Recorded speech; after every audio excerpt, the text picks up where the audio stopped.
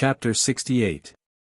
That morning, Jiang Wan woke up early and ate the green stem porridge that Bai Ji brought. She saw Xu Xiang standing at the door looking in. Lian Xiao saw her and asked, "What's the matter?" Nubi met second miss. Xu Xiang smiled and said, "She said that second miss has obtained a few bolts of satin and wants to invite eldest miss to her courtyard to choose 2 bolts of satin that you like." Lian Xiao said, "Got it. You can go and do your work." After Xu Xiang left, Lian Xiao told Jiang Wan exactly what she had said. In the end, she asked, "Second young lady is really strange. Now that second young master is still in bed, he actually has the mood to invite young lady out. I'm afraid he came prepared." Jiang Wan said lightly while fiddling with the embroidery in front of her, "Lu Zhu, go and ask if anyone is coming today." Jiang Su would not invite her over for no reason, especially at this time. Since they clearly wanted to trick her, it was better to deal with it calmly. Lu Zhu left for a while and returned. "Miss," Nubi asked the others in the courtyard. "It turns out that Prime Minister Li is coming today." She looked at Jiang Ruan's expression and said uneasily, "Nubi feels that this matter is a bit strange." "Miss, do you want to decline?" "No need," Jiang Wan replied without waiting for Lu Zhu to finish. She looked at Jiang Wan in astonishment, only to see Jiang Ruan's charming eyes slightly squint. She said with a smile, "I have long wanted to visit such an old friend." Her tone was cheerful. For some reason, Lu Zhu felt a chill all over her body. She looked at Jiang Ruan's eyes again and saw that they were bottomless. After a pause, Lu Zhu said, "In that case, does Miss want to freshen up?" "Naturally." Jiang Wan smiled slightly. "Lian Xiao, Bai Ji, stay in the courtyard today and help me with the embroidery. Call Xu Xiang in." In Yanhua Yuan, Jiang Su was diligently washing up and dressing up. Last night, she had heard from Butterfly that Xia Yan was going to be a matchmaker for Jiang Wan. In her heart, she really could not understand why Xia Yan would want to introduce such a good marriage to Jiang Wan. Prime Minister Li was also an important minister of the court, and Lian was a young talent. As soon as she thought of how Jiang Wan would be able to marry into the Li family in a grand and glorious manner, while her reputation would be completely ruined, and who knows what kind of family she would be betrothed to in the future, Jiang Su felt a burst of jealousy and hatred in her heart. Therefore, she was determined to dress up today. She had never seen the legendary second young master of the Li family. If she could make second young master of the Li family fall in love with her, even if she had to ruin Jiang Ruan's marriage, she would still be extremely happy. While Butterfly was fixing her hair, she said, "Miss better not go out, for an ordered Miss to stay in the house today. Don't go anywhere. If something happens, who asked you to speak to master like this?" Jiang Su was somewhat impatient. "I know my own affairs very well. If you talk too much, I will send you out." Butterfly's hand paused for a moment and said nothing more. Li Dong and his son had arrived at the Jiang Fu and were currently in the main hall talking with Jiang Quan. Xia Yan also came out to welcome him. Li Dong's sticky gaze roamed over Xia Yan's body, his meaning unclear, as he said, "Official Jiang is truly blessed with women, to have such a lovely wife." Xia Yan's body stiffened, and she forced a smile as she agreed. Jiang Quan, on the other hand, was burning with rage. However, Li Dong was originally a master of debauchery, so he was helpless against him. He could only endure his anger and said, "Today, I took the liberty to invite you because I feel that it is a pity that I have not interacted with Li Darren after so many years as colleagues." Enough, Li Dong leaned back, his small eyes squinting on his fierce-looking fat face. "Let's not beat around the bush. I am afraid that official Jiang has something to discuss today. I wonder what it is." Jiang Quan had not expected that the other party would be so stubborn, and that he would speak without restraint. All his life, he had always maintained a high level of self-control, and had never met such a person. Unfortunately, he could not offend him. He felt a lump in his chest that he could not spit out, and for a moment, he was speechless. Seeing this, Xia Yan hurriedly stepped forward to smooth things over, and said with a smile, "Actually, it is nothing special. It is just that I have heard that the son of official Li's Fu is a handsome and talented young man. Thinking that our Fu's daughter is not young anymore, and has the intention of climbing up the social ladder, I have indeed thickened my face and come to take a look." She spoke so bluntly that Jiang Quan could not help but glance at Xia Yan. He only felt that this woman, who had always been as noble and pure as a lotus, would now say such shameless words. He felt inexplicably uncomfortable in his heart. Sitting to one side, Li Yang, who was bored to death, heard these words and grinned. From Madame's words, it seems that she wants to choose a husband for the young miss of the Fu. Ever since Xia Yan had said those words, Jiang Quan had admitted that the Jiang Fu had lost all face in front of the Li father and son. He simply shut his mouth tightly and refused to speak again. Xia Yan glanced at him and said with a smile, "Exactly." Li Yang also followed with a smile, "I wonder if Madame has taken a fancy to me or my second younger brother." Second young Master Li is a young and talented man, and eldest young Master Li is also dignified and dignified. Naturally, both are good. Xia Yan smiled as she tucked a lock of loose hair behind her ear. But since eldest young Master Li has come, it is fate that we are together. Li Dong stared closely at Xia Yan and said, "Madame has a clever mouth and knows how to speak. I wonder if the young miss of the Fu is as beautiful as Madame." There was a hint of flirtation in these words. Xia Yan stiffened. Jiang Quan had already reached the end of his patience and was about to lash out angrily. Suddenly, he heard a crisp and clear female voice ring out, "Mother." Li Yang's eyes brightened and he turned his head to look at the door of the hall. He saw a beautiful young girl standing in front of the hall door. She had a rosy oval face and was dressed in a camellia yellow embroidered silk blouse embroidered with gold twining branches. She wore a pale white floral moon skirt and a primrose-colored brocade embroidered with plum, bamboo, and chrysanthemum embroidered on her body. Her elegant black hair was coiled into an elegant and unique gourd bun. Her hair was lightly gathered and slowly pinched, and in the midst of her cloudy temples, there was a fine silver bat flower. Her skin was like cream and she wore a coral bracelet on her hand. Around her waist was a half-moon water waistband, on which hung a small embroidered pouch. She wore shoes on her feet. Her entire person was as elegant and beautiful as a fairy. She seemed to have just noticed that there were outsiders in the hall and lowered her head somewhat shyly. After thinking for a moment, she still walked forward. Her fair little face was currently flushed red. As she walked closer, she saw a cinnabar-like red mole under her clear and pure eyes. She really was like a fairy who had descended to the earth. "Father, mother," she paused, didn't know that guests had arrived. Ever since Xia Yan saw Jiang Su, her entire person had frozen in place. She somewhat sluggishly turned her head to look at the father and son of the Li family. Sure enough, she only saw the Li family's father and son's greedy gazes fall on Jiang Su. Their gazes were like those of hungry wolves, causing Xia Yan to involuntarily shiver. She made a prompt decision and immediately said, "Who taught you to behave like this? Go back to the house." Her tone was too harsh and Jiang Su seemed to be frightened. Her eyes immediately filled with tears and she looked at Li Yang, somewhat at a loss as to what to do. Being stared at by those eyes, Li Yang immediately felt as if half of his soul had left his body. He immediately said, "Miss Jiang did not do it on purpose, Prin does not need to punish her. Besides, father and I are not outsiders."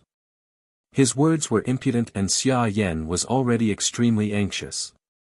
Jiang Su frowned, only to hear Li Dong also say, "It's just a child, Prin does not need to worry too much."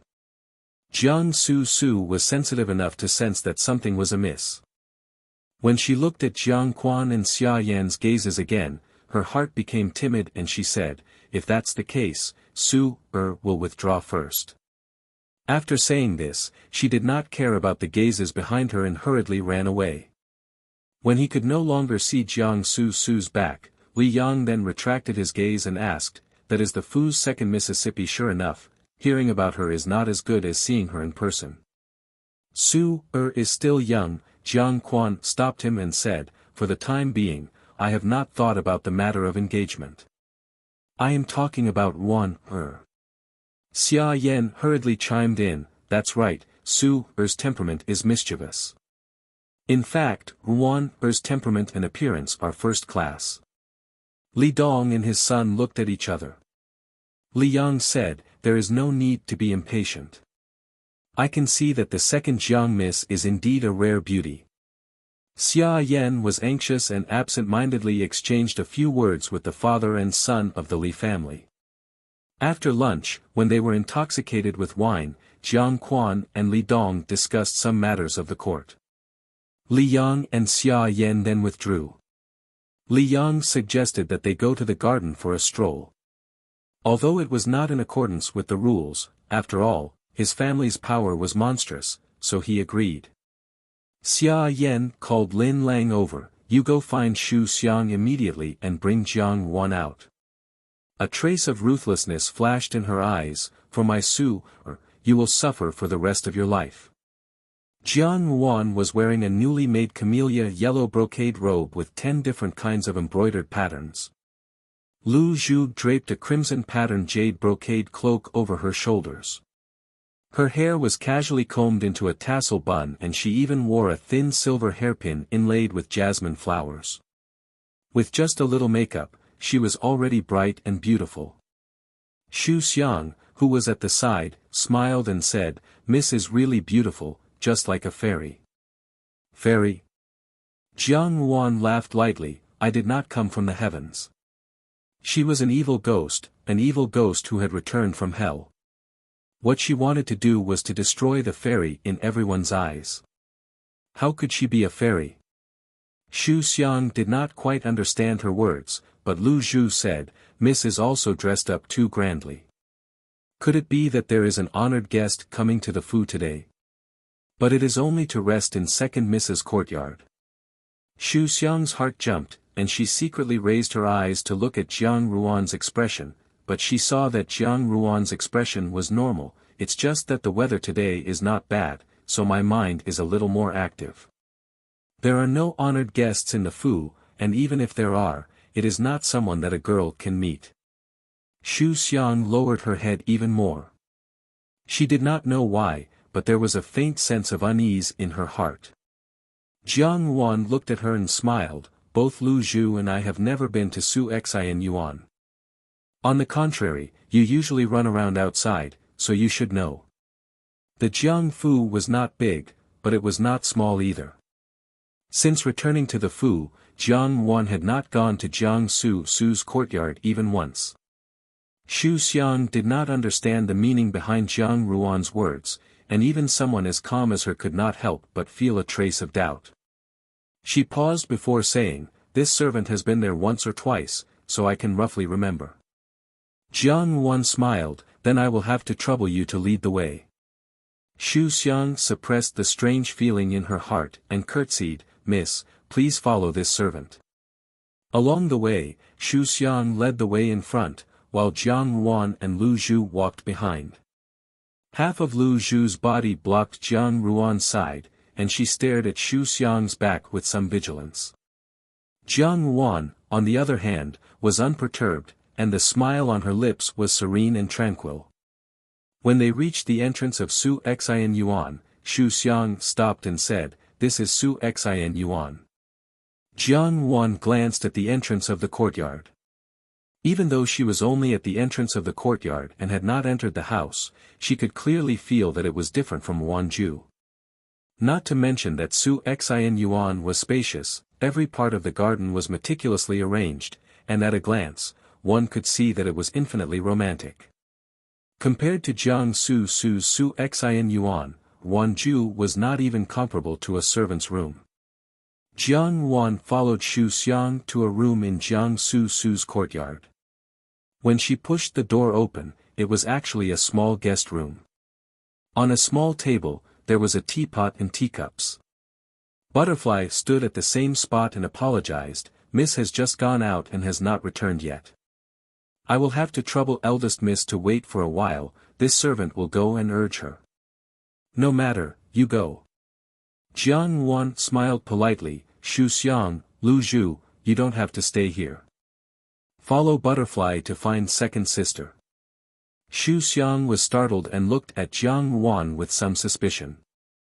Jiang Wan smiled and said, "Could it be that you are afraid that I will run away?" "Don't worry, I will be here." Shu Xiang's heart trembled. She did not know why, but in front of this second miss, she always felt some inexplicable fear. With a glance from that pair of coquettish eyes, she felt as if all the thoughts in her heart had been exposed to the world, and it was extremely uncomfortable. Lu Zhu glanced at Jiang Wan worriedly, then bowed and retreated with Shu Xiang and Butterfly. After the three of them had left, Jiang Wan stood up, and the smile on her lips faded as she gently pushed the door open. Su Xin Yuan was quiet, and unexpectedly, there was not a single person. She leaned on the vermilion pillar in front of the door and smiled faintly. Xia Yan had actually sent everyone away from Su Xin Yuan. Did she really want her to be in a state where she could neither live nor die? Unfortunately, the taste of hopelessness and helplessness, once was enough. She smiled coldly, turned around, and walked into another room. Just a moment later, she heard the sound of messy footsteps coming from outside. The footsteps were faint and weak, and it sounded like a drunkard was stumbling along. Jiang Wan pushed open the door and quietly stood in the same spot. Li Yang was in the mood to drink, and when he was strolling in the garden, he happened to see a pretty good-looking servant girl. He hugged her affectionately, but he did not expect that the servant girl would struggle free. He did not know whether it was intentional or not, but she led him all the way here. When he reached the front of the courtyard, the servant girl had disappeared. He was somewhat muddle-headed from drinking, and could vaguely see the scenery in front of him. Seeing that the small courtyard was decorated in a fresh and elegant manner, with the words Su Xin Yuan written on it, his heart skipped a beat, and he actually forgot where he had been born. He only knew that this must be the boudoir of some young lady. Suddenly, the corners of his mouth rose into a smile, and he staggered forward. But at this moment, Li Yang saw a young lady dressed in red standing at the door. This young lady had a graceful figure, and she stood ramrod straight. Although he could not see her face clearly, his intuition told him that she was a stunning beauty. Li Yang did not care about anything else, and he shouted, "Little beauty." The young lady dressed in red turned around and entered the room. Li Yang's lust was aroused, and he immediately followed her inside, calling out, "Beauty, don't run." When he entered the room, he felt a lingering fragrance at the tip of his nose. He stared blankly for a moment, and then looked around. There was smoke everywhere, and he could not see anything clearly. He anxiously asked, "Beauty, where are you?" "Second young master Li, you've really scared Su, her." A gentle and beautiful voice sounded in his ear. Li Yang's heart skipped a beat, and Jiang Su's clear and beautiful face appeared in front of him. He was so happy that he hurriedly turned around and hugged her. "Su, is so proactive, it really moves me." The young lady dressed in red looked at him quietly. Li Yang tried his best to open his eyes, but still felt that her face was blurry. At this moment, he did not care, and was about to fiercely kiss this person. Unexpectedly, the young lady suddenly smiled, "Second young master Li, Su has a gift for you." Li Yang had seen countless people, but he had never met such an interesting woman. She clearly had the appearance of a fairy, but she had taken the initiative to make such a lewd and slutty move. At this moment, his interest was aroused, and he asked, "What gift?" The young lady softly said, "The gift is, go die." After saying this, the hand that was hidden behind her raised the vase and ruthlessly smashed it towards him. Li Yang did not expect that the beautiful woman would suddenly become a deadly shura. Caught off guard, he suffered a heavy blow, and blood immediately flowed from his head. His body swayed, and he collapsed. Jiang Yuan looked at Li Yang's weary appearance on the ground, and the smile on her lips was indifferent. She squatted down and played with the broken pieces of the vase in her hand. Suddenly, she smiled lightly. The father and son, Li Dong and Li Yang, were the most disgusting. The two of them kept catamites in the Prime Minister's fu, and played with young boys and girls. Everyone in the court knew about this. To deal with such shameless people, reputation was not the most important thing. In her previous life, before she died, she only knew that Li Dong played with Pei Er, but she did not know whether this Li Yang had a share. Even if he hadn't, it was not too much for a son to repay his father's debts. She patted the broken pieces of porcelain on Li Yang's face. "Young Master Li, I gave you a gift, shouldn't you return one?" After a while, Jiang Yuan walked out of the room. Just as she walked to the entrance of Su Xian Yuan, she heard the voice of a manservant. Young Master, where are you?" It was Li Yang's manservant. Jiang Yuan paused, but it was already too late to hide. Her mind was racing, but she still could not think of a solution. Suddenly, she heard the manservant cry out in alarm, and then there was no more movement. After muttering to herself for a while, Jiang Yuan walked out of the courtyard. She saw a manservant lying on the ground a few steps away from the entrance. He seemed to have fallen and fainted. Jiang Yuan frowned and raised her head to look at her surroundings. She did not see anything, so she walked past the fainted manservant and calmly left. On the tree, the black-clothed youth played with the stone in his hand. His long eyelashes were lowered, covering his thoughtful gaze. He had only come to the Jiang Fu to investigate Xian Li's matter, but he had seen an unexpected scene. The eldest daughter of the Jiang family seemed to have some old grudge with the Li family's second young master. Her actions were ruthless, but there was not a trace of hesitation. It was really shocking. Xu Xiang waited in the garden for a while before she lifted her feet and walked in the direction of Su Xian Yuan. She had only walked halfway when she saw Lu Zhu running over in a panic. Xu Xiang hurriedly asked, "What's the matter? You look so anxious, did something happen?" "No, nothing." Lu Zhu's expression was evasive. "You should return to Ruanzhou first, I still have something to do." She then hurriedly ran away. Seeing Lu Zhu's appearance, Xu Xiang's heart calmed. After thinking for a while, she walked in another direction. After Jiang Quan and Li Dong finished discussing official matters, they casually strolled around the Jiang Fu, casually talking about the marriage alliance between the two Fu. Although Li Dong was lecherous, he was also an old fox. His words were always full of Tai Chi. Xia Yan, who was accompanying him, occasionally chimed in, but Li Dong's attitude was gloomy and unclear. He only said that it was still up to Li Yang. As the three of them walked, they got closer and closer to Su Xian Yuan. At this moment, a delicate and pretty maid suddenly rushed out. Her expression was full of panic. When she saw Xia Yan, it was as if she had seen her savior. She knelt on the ground and cried, "I beg Furen to save my family's eldest miss." When she finished speaking, she raised her head and stared blankly, as if she had just realized that Li Dong was still there. Xia Yan looked at the maid in astonishment and frowned. "What do you mean? What happened to Ruan? The maidservant seemed to be frightened and didn't dare to speak. Xia Yan became even more anxious. What exactly happened? Just as she finished speaking, they heard a woman's cry of alarm come from the room in Su Xian Yuan. That voice was extremely mournful, causing everyone present to shiver involuntarily. Xia Yan stared blankly and did not say anything more. She immediately walked quickly towards Su Xian Yuan. Lin Lang followed by her side. It was quiet outside Su Xian Yuan, and there was not a single person in the courtyard. Xia Yan first went to the small guest room, which was quiet. The teapot and teacups on the table had not been touched. It was still the same as before. Lin Lang stared blankly, and Xia Yan also stared blankly. They only heard another woman's cry of alarm come from outside. This time, they could hear it clearly. It was coming from Jiang Su's room.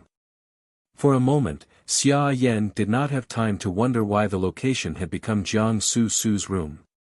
She did not know why she had a bad premonition in her heart. She pushed Lin Lang away and immediately rushed into Jiang Su's room. As soon as she entered the room, she smelled a thick and nauseating stench of blood. Xia Yan's eyes twitched. The meandering bloodstains on the floor were a ghastly sight. The sound of a broken-down sobbing could be heard. When it reached Xia Yan's ears, she felt as if she had been struck by lightning. She took a few steps forward. Wasn't the one crying in the room Jiang Su? At Jiang Su's feet, Li Yang's head was full of blood. His original appearance could not be seen. His eyes were tightly shut. At this moment it was likely that the odds were against him. No, Xia Yan's eyes widened. The sound of footsteps came from behind the door. Before she could stop them, she heard Jiang Quan's voice. What happened? The voice stopped abruptly, followed by a blood-curdling scream. My son. Li Dong's eyes widened in disbelief. In a few steps, he rushed over to Li Yang's side and shook his body. My son, wake up. However, Li Yang did not seem to feel anything. Li Dong lowered his head and his gaze fell on the lower half of Li Dong's body. From the waist down, the fine silk robe was already stained with blood. His gaze moved downwards and fixed on a badly mutilated thing at the side. Then, he let out a low, pained howl. Anyone who saw their own son being castrated would not remain indifferent. Li Dong raised his head again, his eyes bloodshot. Jiang Quan, I want you to pay with your life. It wasn't me, it wasn't me. Jiang Su had long been trembling in fear. Her face was full of tears. He became like this the moment I entered the room. It wasn't me, it really wasn't me. However, no one could believe her words. Judging from the scene before them, if one were to say that Li Yang's lust had attacked Jiang Su's heart, then in a fit of rage, Jiang Su had smashed his head with a vase and then angrily castrated him. This was the most convincing explanation. Xia Yan argued, no, it couldn't have been her. Is timid and would not treat second young masterly like this. Officially, don't panic. The murderer must still be hiding in the room. Where's Ruan? Aren't you with Ruan? Where did Ruan go? She thought that this matter was definitely Jiang Ruan's fault, and that Jiang Ruan had most likely not left the room. Li Dong raised his head. Before he could speak, he heard a gentle female voice coming from outside. Father, mother, what happened?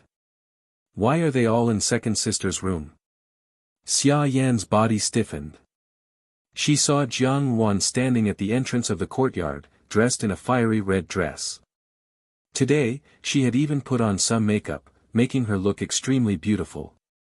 In comparison, Jiang Su, who was a complete mess of crying, cut an incomparably sorry figure. Ruan, weren't you and Su, in the room choosing satin? Why did you go out? Xia Yan asked anxiously. I waited for second sister for a long time, but she didn't come. I thought that I might as well take the initiative to look for her. Who knew that I wouldn't be able to find her? Jiang Ruan said, so I let Lu Zhu follow me to the garden to pick a few red plums. I thought that they would look good in a vase later. She waved her hand. Sure enough, there were a few red plums.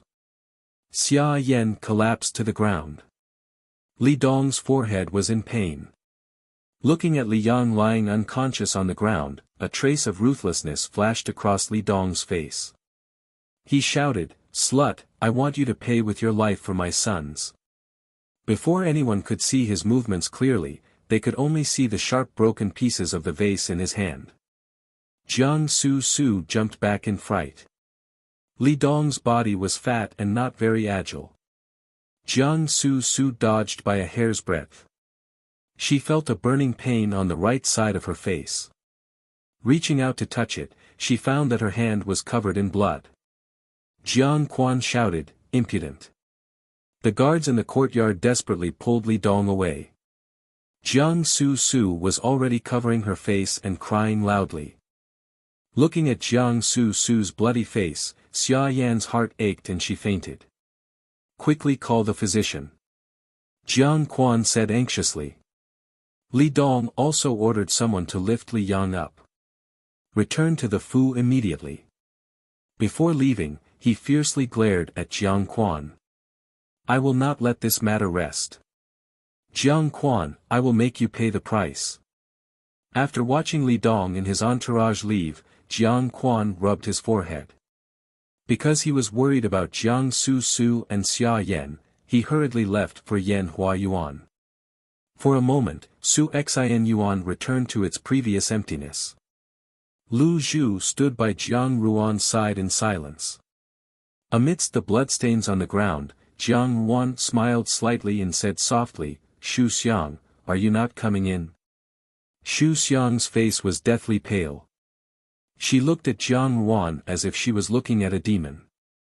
Seeing Lu Zhu's expression just now, she thought that the matter had been settled, so she hurriedly reported it to Xia Yan. Who knew that the one who had fallen into the trap was Jiang Su? It was too much of a stretch to say that all of this was a coincidence. You must remember the road to Su Xin Yuan well. Don't forget it for the rest of your life. Jiang Wan smiled at her. Right? Lu Zhu could not hide her disdainful gaze, but Xu Xiang's back was drenched in cold sweat. She knew that this time, Xia Yan would not let her off lightly. That young lady dressed in red seemed to blend harmoniously with the bloodstains on the ground. There was not the slightest trace of panic on her face. She smiled faintly and turned to leave. For the Jiang family in the capital, this day was bound to be an extremely eventful one. In just a few short days, Jiang Chao had lost a finger, Jiang Su had been disfigured, Xia Yan had fainted from anger, and the old Jiang madam was bedridden. It was unknown when, but the huge Jiang Fu had begun to show signs of collapsing. This was too subtle and could not be taken seriously. However, those rotten things were slowly taking root, waiting for the day when they would break through the soil and completely nibble away at this splendid and magnificent Fu. Jiang Wan sat in front of the table and drank tea. The newly brewed 100 flowers honey from the Zhuangzi was distributed to every courtyard. Together with a few freshly picked red plums in the courtyard, the simple flower tea had a special taste. Despite the incident that had happened in the afternoon, Jiang Dan made a trip over at night. Seeing Jiang Ruan's appearance, she anxiously asked, "Dejijia, today I stayed in the courtyard and did not go out. I heard that you were also present. Was it really second younger sister who smashed second young master Li's head?" Jiang Wan looked at her and smiled. "Oh, second younger sister's information is quite flexible, but it seems that you do not believe it." No, Jiang Dan hurriedly waved her hands. "It's just that second older sister has always been gentle. I did not expect that you would have the guts to injure second young master Li." As she spoke, she probed Jiang Ruan's expression. "When a rabbit is anxious, it will also bite." Jiang Wan unhurriedly said, "People who usually look docile can also have a fierce side. It's just that we cannot see it." Jiang Dan paused and smiled. "Dejijia is right." After talking for a while, Jiang Dan timidly said goodbye and left. Lian Xiao sent Jiang Dan to the courtyard gate. When she returned, she said, "This fourth young lady is really strange. It seems that Furen does not treat her well, but she eagerly inquires about second young lady."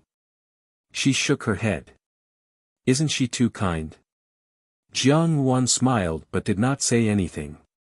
Her feelings towards Jiang Dan were already very vague. She only knew that ever since third Yin Yang died, Jiang Dan had been raised by Zhao Mei's side. At that time, Jiang Dan was not as weak as she was now. Although she was still very timid, she was extremely obedient. Zhao Mei also liked her very much. Although there were times when Jiang Wan felt displeased by Jiang Dan's struggle for favor, it was understandable that Jiang Dan was so pitiful after losing her mother. However, Jiang Xing, who had always been gentle, did not like Jiang Dan. Although he did not show it, there was always a faintly discernible politeness and alienation. In her previous life, Jiang Dan seemed to have married a son of a noble family as a concubine. She was a concubine's daughter, so there was no need to think about the position of a proper wife in a better family.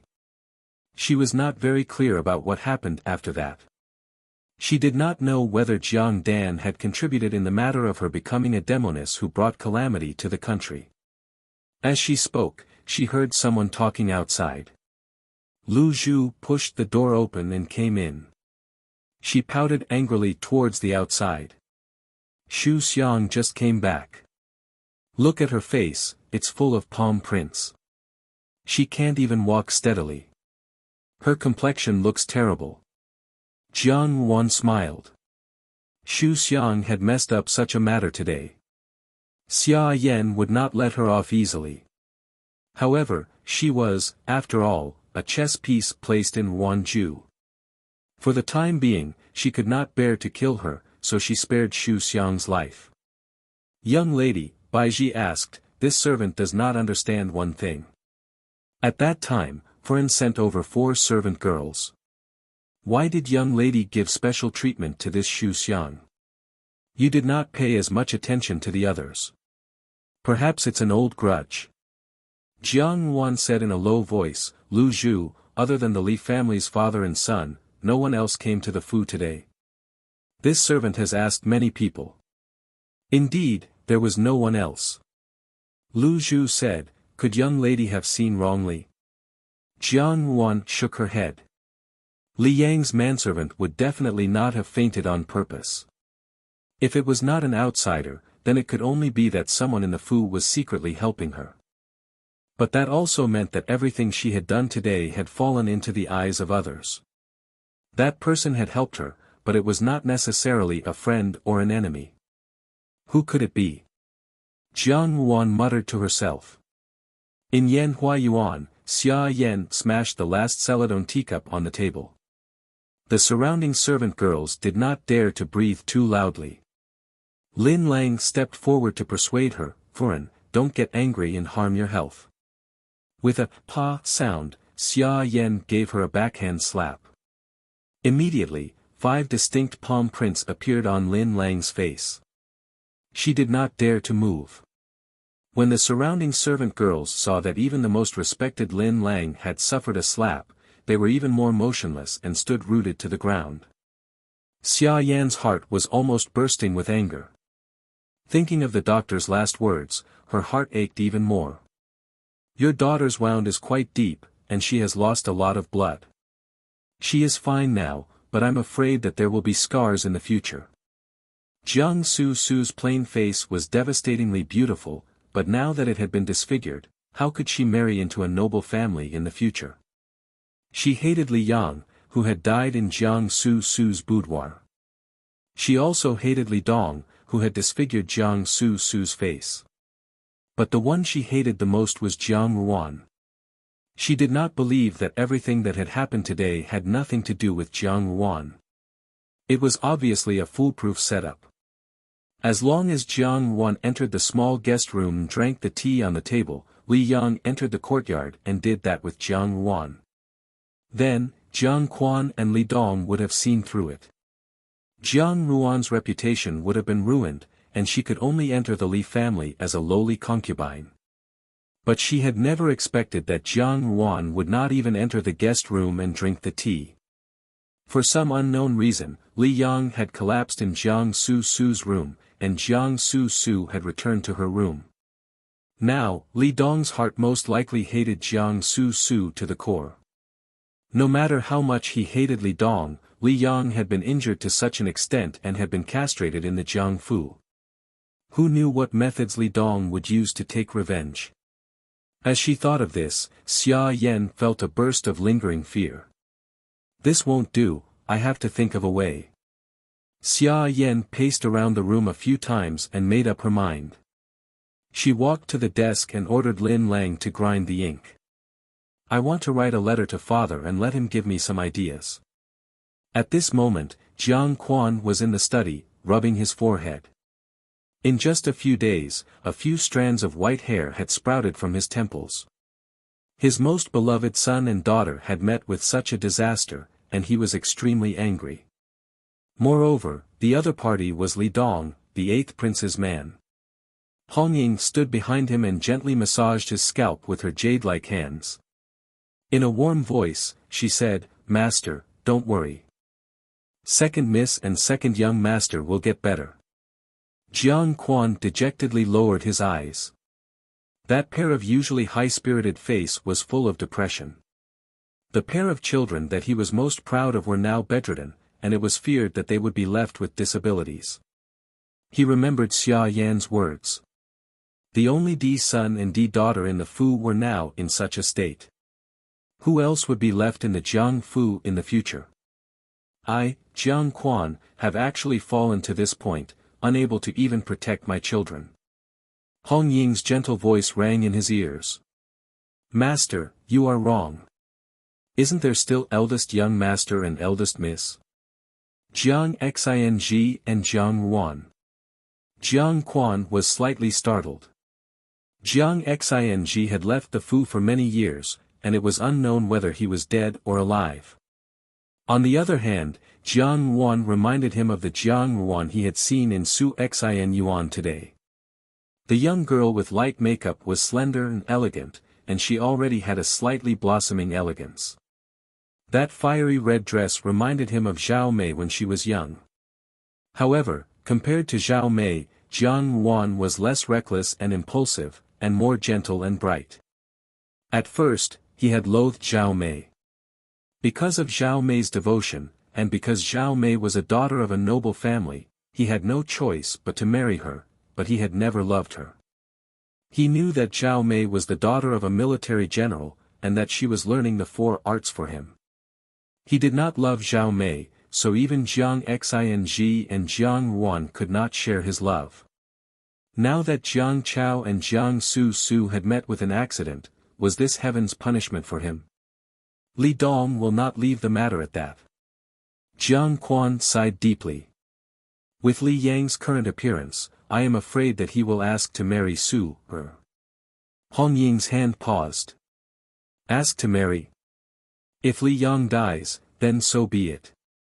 If he doesn't die, with that appearance, I am afraid that in the future, no good family will be willing to marry their daughter to him. Jiang Quan said, he hates Su to the bone. If he asks to marry her, he will certainly torture her in every possible way. Su will beg to die, and will not be happy for the rest of her life. Master, are you willing to break off relations with Prime Minister Li for the sake of second miss? Hong Ying asked. No, Jiang Quan said, if the Jiang Fu wants to climb the 8th prince's coattails and break off relations with the Li family, this matter will most likely fail. Then, Master, are you willing to marry second miss into the Li family? Hong Ying probed. Su is my most beloved daughter. I am absolutely unwilling to send her into that kind of pit of fire. Jiang Quan said, even if Li Yang is in good health, I will not marry Su to him, not to mention that he is now a cripple. Master, do you have any ideas? Hong Ying had a faint guess in her heart, and her voice became increasingly gentle. I am not willing to send Su over. If we can compensate them with Ruan perhaps we can quell the anger of Li Dong and his son. Jiang Quan said, Ruan is already beautiful. As she grows older, I am afraid that her appearance will become even more outstanding. If we compensate them with my Jiang Fu's innocent daughter, perhaps they will feel the Jiang Fu's sincerity. Even though she had already guessed a little, Hong Ying was still shocked speechless. Jiang Quan could actually think of using Jiang Ruan's lifetime of pain in exchange for Jiang Su's release. How could there be such a father in this world? How could he treat his own flesh and blood in such a different manner? If she had not heard it with her own ears, Hong Ying would not have believed that these words had come from Jiang Quan's mouth. She could not help but ask, "Master, do you know what it means for eldest miss to marry over?" It meant that Jiang Wan would become a tool for the Li family's father and son to vent their anger. Li Yang and Li Dong would transfer their hatred of Jiang Su Su onto Jiang Wan, and Jiang Wan would live a life of humiliation. Jiang Quan averted his eyes. "I also have no choice. As the eldest sister, it is only right and proper for Wan to love her younger sister." He spoke so matter-of-factly that Hong Ying felt a chill in her heart.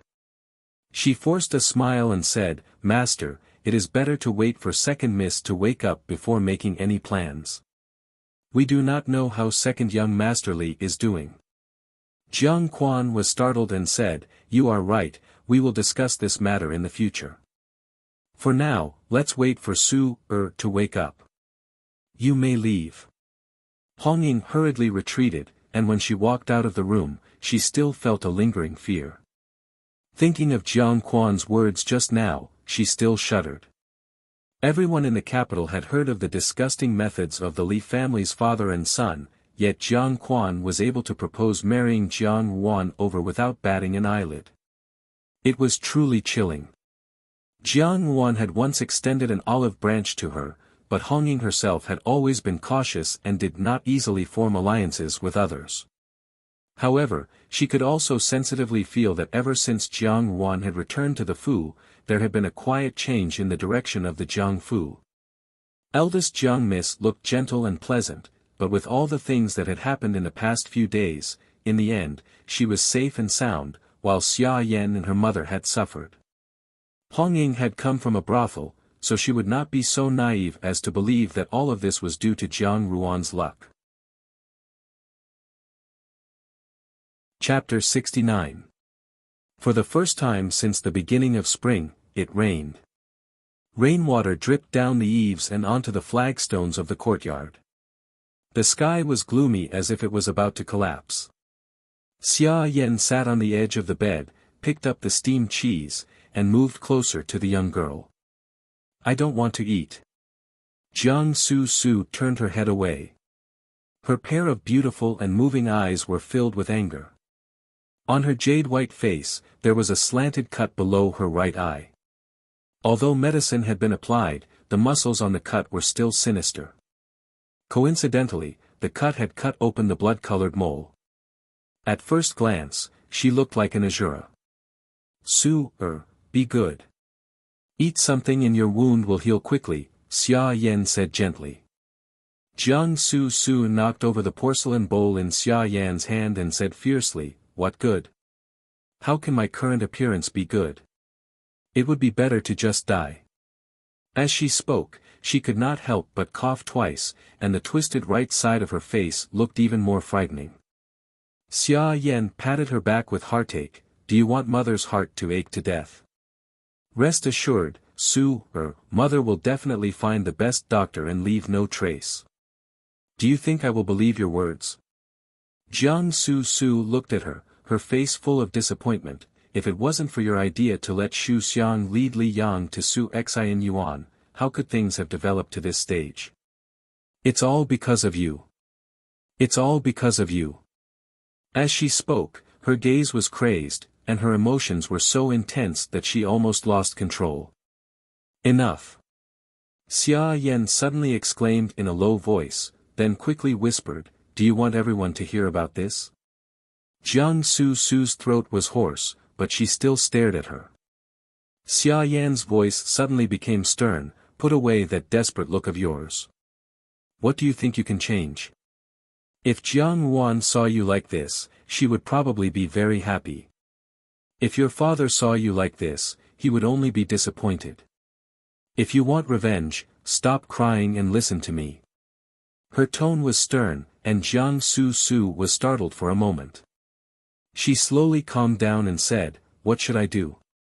Seeing her like this, Xia Yan knew that Jiang Su Su had listened to her words. She breathed a sigh of relief and said, "Your second brother has lost a finger. This matter is very strange. I don't know what happened to your second brother, but Jiang Wan can't escape the involvement of Li Yang and you. She actually played both you and me. I can't wait to peel off her skin and drink her blood." Jiang Su clenched her fists tightly, her gaze sinister. "She has harmed me to such an extent, I can't accept it. Li Dong's family has too much power and influence. No matter what, I will not send you to the Li family. I have already written a letter to your maternal grandfather. If your maternal grandfather finds out about the current state of you and your second brother, Jiang Ruan's good days will come to an end." Jiang Su's eyes brightened. "Maternal grandfather will avenge me. So now, you must properly recuperate from your injuries." Xia Yan looked at her and said gently, "When your injuries are better, I will arrange for you to return to Xiafu." Xia Yan was born from the second wife of the Marquis of Yongding, Xia Cheng. At that time, Xia Cheng was just an obscure and unknown county magistrate. Because of Xia Yan's status, she could not marry Jiang Quan and become his official wife. Who would have thought that Xia Cheng's older brother would suddenly die of illness a few years ago, so the title of nobility would fall onto the shoulders of this bastard son. Following this, Xia Yan's status rose. In addition, Zhao Mei and General Zhao had broken off contact, so Xia Yan's status seemed to be more worthy of the position of Jiang Quan's official wife. Like Xia Yan, Xia Cheng was also a person who was protective of his own. If he knew that such a misfortune had befallen his two granddaughters, it was unknown what methods he would use to deal with Jiang Wan. After chatting with Jiang Su for a while, Xia Yan got up and left. When she reached the door, Xia Yan rubbed her forehead and asked, "Has Chao woken up?" Lin Lang lowered her head and said, "Second young master woke up at noon." However, when he woke up, he lost his temper and chased all the servant girls out of the room, refusing to see anyone. Xia Yan took a deep breath. "Let's go, I will go see him." The weather was gloomy and rainy, but Wan Ju was as leisurely as ever, not the slightest bit affected by the gloomy weather. As Jiang Wan stood in front of the table, practicing her calligraphy, Bai Ji helped her grind the ink and said, "Mrs. Calligraphy is getting better and better." "You are illiterate, what are you saying?" Lian Qiao said. Bai Ji's face reddened. After all, her mouth was not as sharp as Lian Qiao's. She could only lower her head and mumble, "It just looks good." Jiang Wan put down her brush. "Do you want to learn calligraphy?" When Lian Qiao and Bai Ji heard this, they looked at her with surprise and joy. "Of course we want to. Then in a few days, I will choose a few simple books. You should also learn to read." Following her, it was always better to be literate. Usually, when Lu Zhu dealt with matters outside, Lian Qiao and Bai Ji should also help her with some matters in the Fu. This servant thanks Mississippi, the two servant girls were naturally overjoyed. For servant girls, being literate was something that only the upper class could do. Jiang Wan helping them learn to read was something that they could not be more grateful for. Today, Miss ordered Lu Zhu to go out to retrieve the banknotes that were deposited at the Four Seas Bank. "Why is this?" Lian Qiao asked. Jiang Wan glanced at her. Although these two servant girls were loyal, their thoughts were too upright. In her early years, Lu Zhu had traveled extensively and had seen many bad things in the marketplace. Thus, she did not have to worry about using them. However, these two servant girls still did not dare to use them. "Look at the rain." Jiang Wan looked out of the window. "For a while, it is raining, but I do not know when it will stop." "Miss is joking," Bai Ji said in surprise. "It is just a rain at the beginning of spring. Who knows if it will stop tomorrow morning? But I feel that it will not stop." Jiang Wan shook her head. In her previous life, it was also this year that this rain started to fall. It continued to fall for a whole 3 months. The crops at the beginning of spring could not be sown, and floods were wreaking havoc. Many people's houses and fields were destroyed and submerged by the flood. Suddenly, there were many refugees in the capital. She remembered this incident clearly because at that time, the estate was also ravaged by floods. Because of the shortage of food, Zhang Lan's family was harsh on her usage to the point that it was almost cruel. Although her house was not destroyed, it was always damp. Every day, she dragged her hungry body to do rough and tiring work. One day, she was almost washed away by the flood. Fortunately, a rough and unskilled servant saw her and rescued her. She could never forget the look in Zhang Lan's family's eyes at that time. It was full of disappointment, and they wished that she could die in the water. At that time, Jiang Yuan thought that Zhang Lan's family disliked her for taking up the family's food, so they wanted her to die. Now that she thought about it, if she had died in that flood, Zhang Lan's family would have received a large reward from Xia Yan.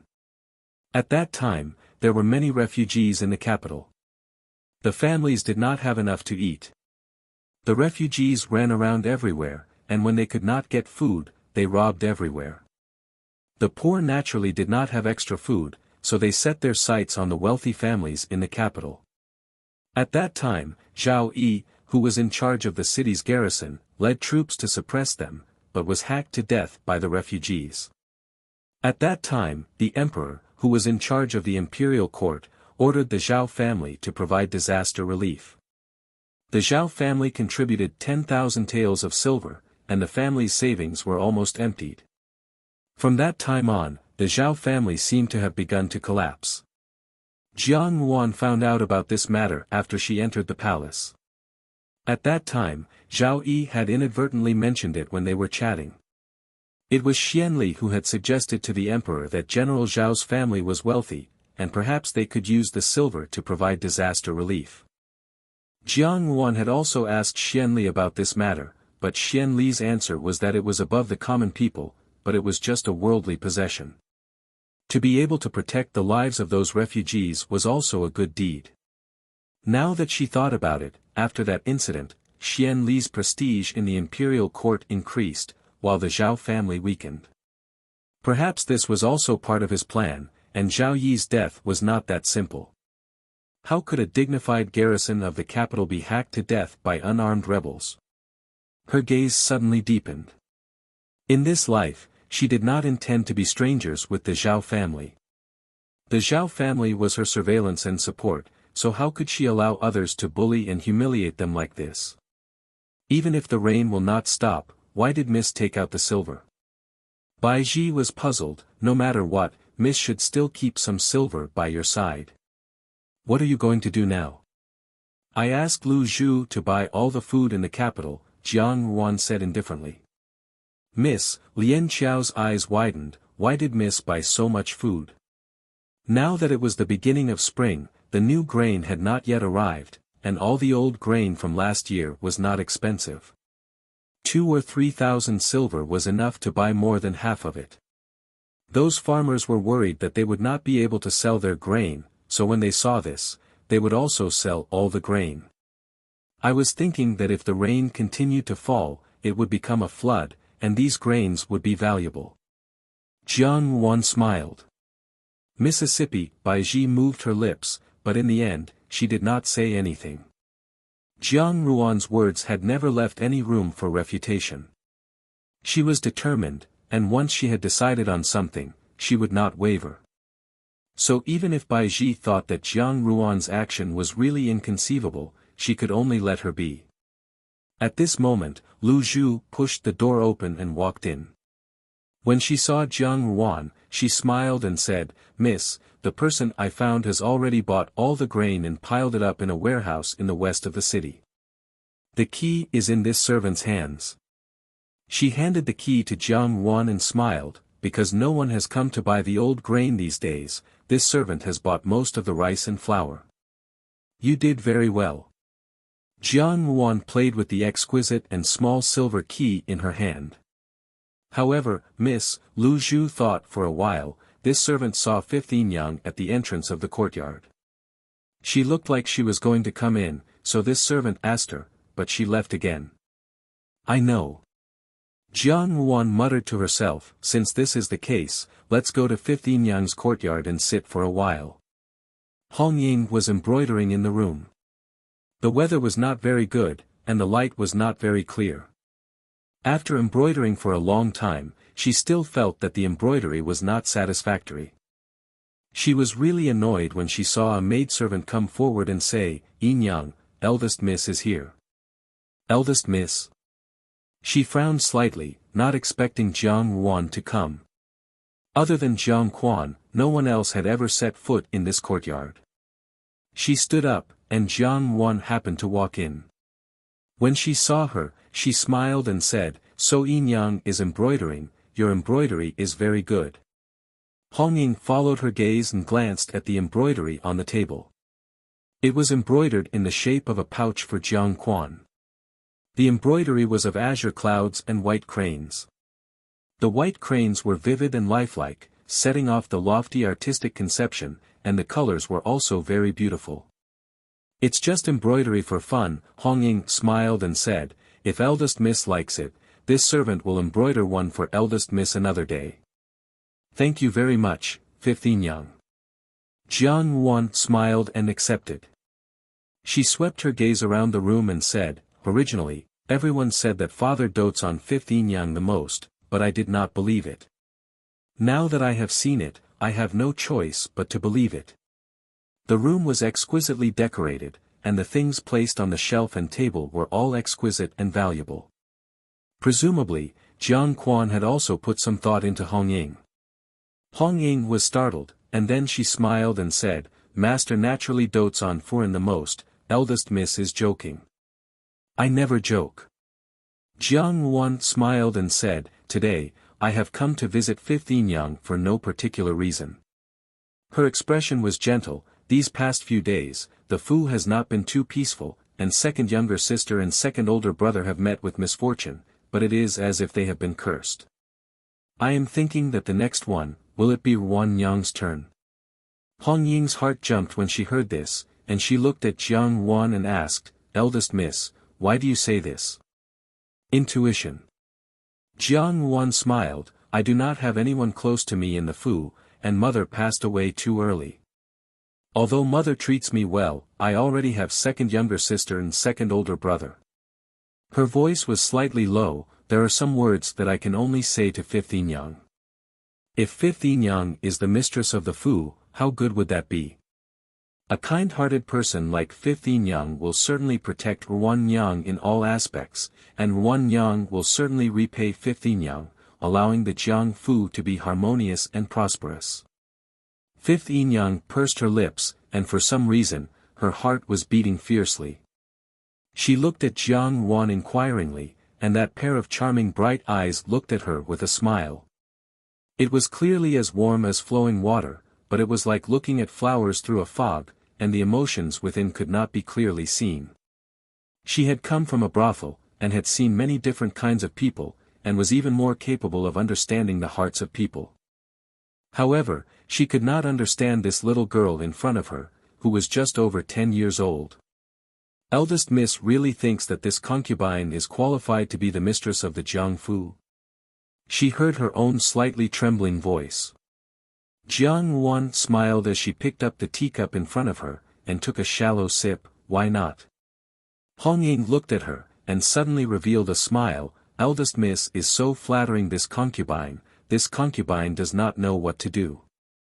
In fact, if eldest miss had not come to find this concubine today, this concubine would also have gone to meet eldest Mississippi. Jiang Yuan smiled at her, and Hong Ying continued, "This concubine was chatting with master yesterday, and he talked about the matter of the Li family's father and son. Eldest miss also knows about the matter between eldest young Master Li and second Mississippi. Eldest young Master Li is like this now, presumably Prime Minister Li cannot tolerate second miss, but master does not want to shed all pretense of cordiality with Prime Minister Li, so he wants eldest miss to replace second miss in marrying into the Li family."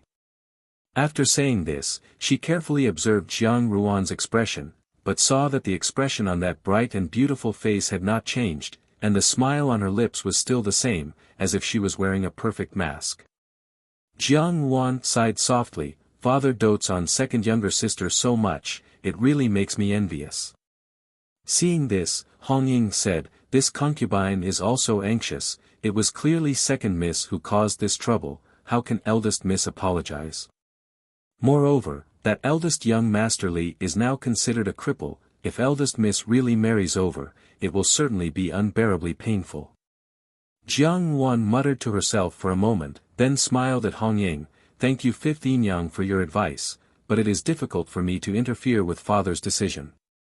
If he has really made up his mind, as a daughter of the Jiang family, Wan Yang can only accept.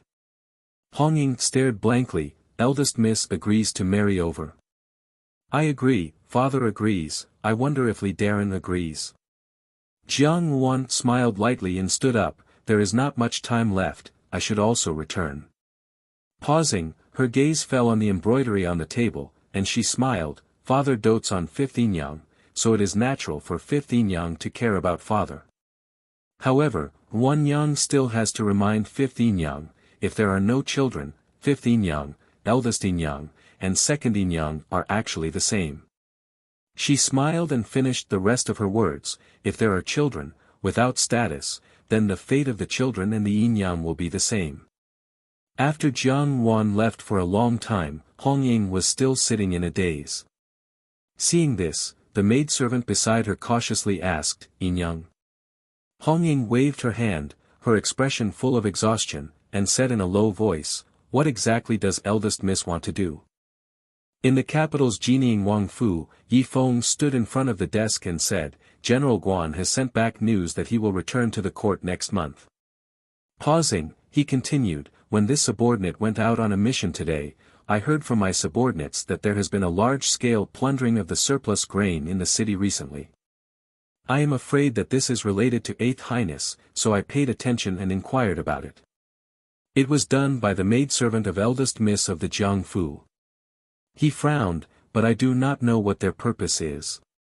Xiao Xiao turned around, his heroic eyebrows slightly raised, making that elegant and handsome face look a bit more stern, and said, continue to inquire.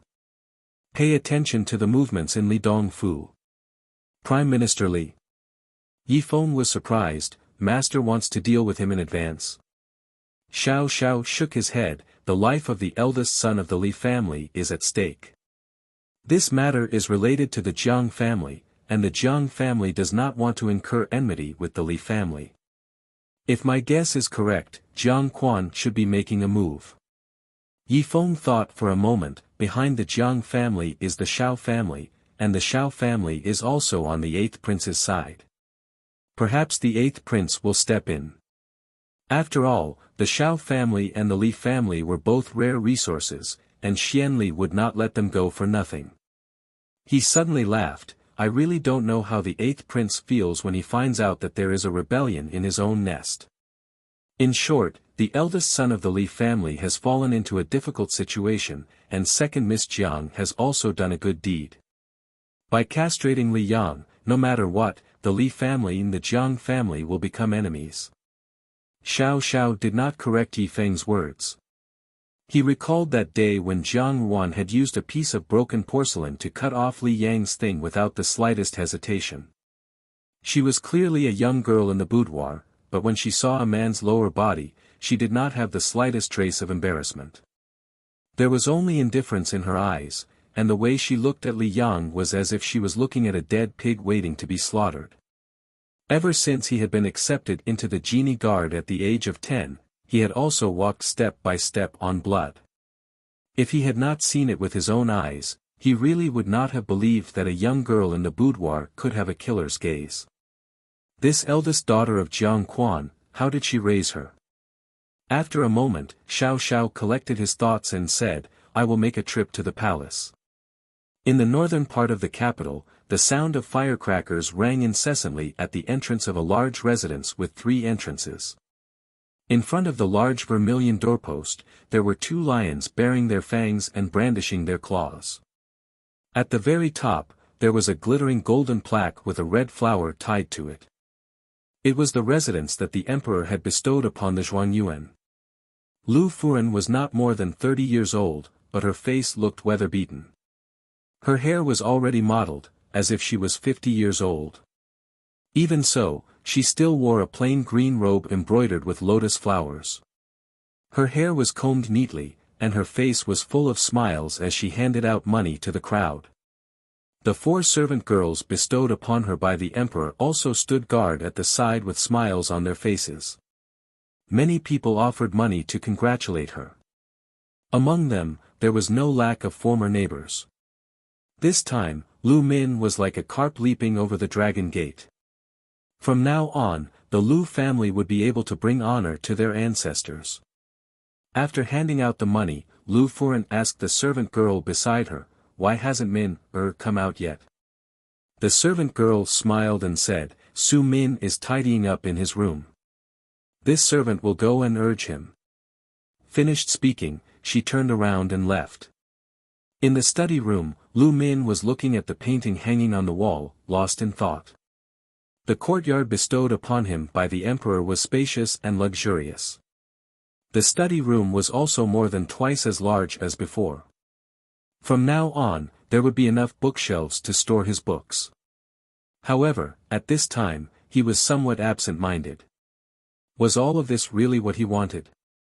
A few days ago, he suffered a theft in the Imperial College's study room.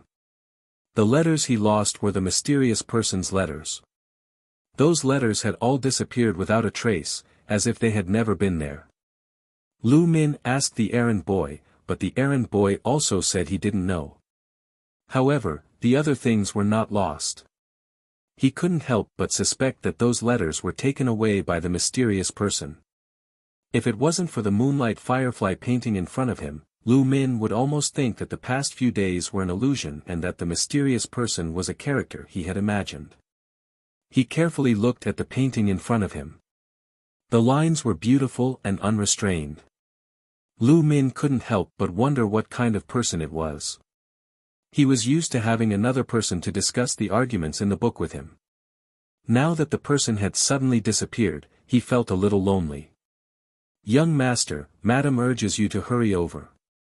The new servant girl looked at the handsome and elegant young man and slightly blushed. Lu Min looked at the painting in front of him and said, "Let's go." 2 flowers bloomed, one on each side. In the 8th prince's residence in the capital, Xianli put down the letter in his hand and slightly frowned. The advisor behind him saw this and asked, "Your Highness, did something happen?" Xianli glanced at the letter on the table and said, "Xia Hofu sent a letter saying that there was a dispute with Prime Minister Li." He couldn't hide the surprise in his heart. Xia Cheng's letter said that Li Yang had been castrated in the Jiangfu. Now that Li Dong wanted to avenge Li Yang, he wouldn't let Xia Cheng's granddaughter Jiang Su Su off. In the letter, Xia Cheng said that Jiang Su Su had been framed, but he didn't say who the murderer was. Xianli briefly explained the matter to advisor Yu. The advisor frowned and thought for a while. "Your Highness, I'm afraid this is the work of someone with ulterior motives. Something has happened to eldest young Master Li, and Prime Minister Li and the Jiang family have become enemies. This means that your Highness's subordinates are rebelling against each other. Their intentions are extremely sinister." "Of course I know," Xianli said. "Li Dong knows that I can't leave him, and I don't want to lose the Xia family. Moreover, Minister Jiang now has some power in the court. If these 2 sides have a dispute, it will only be harmful to me." "Could it be the 5th prince's side?" the advisor asked. Recently, the 5th prince's voice in the court has been growing, and His Majesty also trusts him. I know Imperial Father's temperament very well. Xianli snorted coldly. The higher Lao Wu jumps now, the worse he will fall in the future. I don't think that Lao Wu is smart enough to place people in the Jiangfu. Then it's the 4th prince? The advisor asked. On the surface, Lao Si doesn't seem to fight for anything, but we have to guard against him. I'm afraid that it's the Crown Prince. The advisor was startled. The Crown Prince's words are immoral, and he doesn't seem to have any merit in politics. He's even more foolish and naive. Why would your Highness be worried? If it's just the crown prince, there's nothing to fear. Xian Li narrowed his eyes. I'm afraid that this is Imperial Father's intention. A few years ago, His Majesty still wanted to change the crown prince. I'm afraid that he has long been disgusted. Why would he do such a thing? The advisor asked. Xian Li said, I'm afraid it's just a smokescreen. Otherwise, look at how the crown prince has made countless enemies in the court for so many years. How can he still stand tall? If not for Imperial Father's secret instructions, I'm afraid that he would have been eaten up long ago. This. The advisor cupped his hands. This subordinate really can't understand His Majesty's intention. Xian Li looked at the advisor kneeling below with disgust. His tone was still gentle. I don't blame you. Even I have been with Imperial Father for so many years, but I still can't understand what he's thinking. The advisor thought about it and said, in fact, if your highness wants to consolidate your power, there is another way. It would be better to form a marriage alliance with the Jiang family. The Jiang family? Xian Li raised his eyebrows. The advisor cupped his hands. Right now, what your highness needs the most is the power of the Xia family and the Li family. It's too obvious to form a marriage alliance with the Xia family. If you form a marriage alliance with the Jiang family, it's tantamount to roping in the Xia family. He paused for a moment before continuing, moreover, the Jiang family's miss is still young. You can first decide on a marriage alliance. If there are any changes in the future, it won't be too late to change your mind. Xian Li frowned. He recalled the rumors that had spread in the capital a few days ago that Jiang Furen had hired assassins to frame eldest miss, but had instead framed second Mississippi. There was also the rumor that Jiang Chao had spent a lot of money at Bai Hua Lu but had no money to pay the bill. In the end, one of Jiang Chao's little fingers had been chopped off. Displeased, he said, the Jiang Fu is in a foul atmosphere. Moreover, the second miss of the Jiang Fu currently has a bad reputation. How can I marry her? Wouldn't I be a joke to the whole world? Your Highness, the advisor said, doesn't the Jiang Fu still have a eldest miss? This eldest miss's birth mother is someone from General Zhao's Fu. It's just a name. If your highness marries the eldest miss of the Jiang family, not only will you have a relationship with the Jiang Fu and the Xia Fu, you may even be able to establish a connection with General Zhao's Fu. That ignorant man Zhao Guang, Xian Li said, has always been on the crown prince's side. He won't easily surrender. As for Jiang Wan, his mind replayed the night of the Lantern Festival, and the indifferent smile of the young lady in red on the boat. His heart suddenly clenched, and he felt very concerned.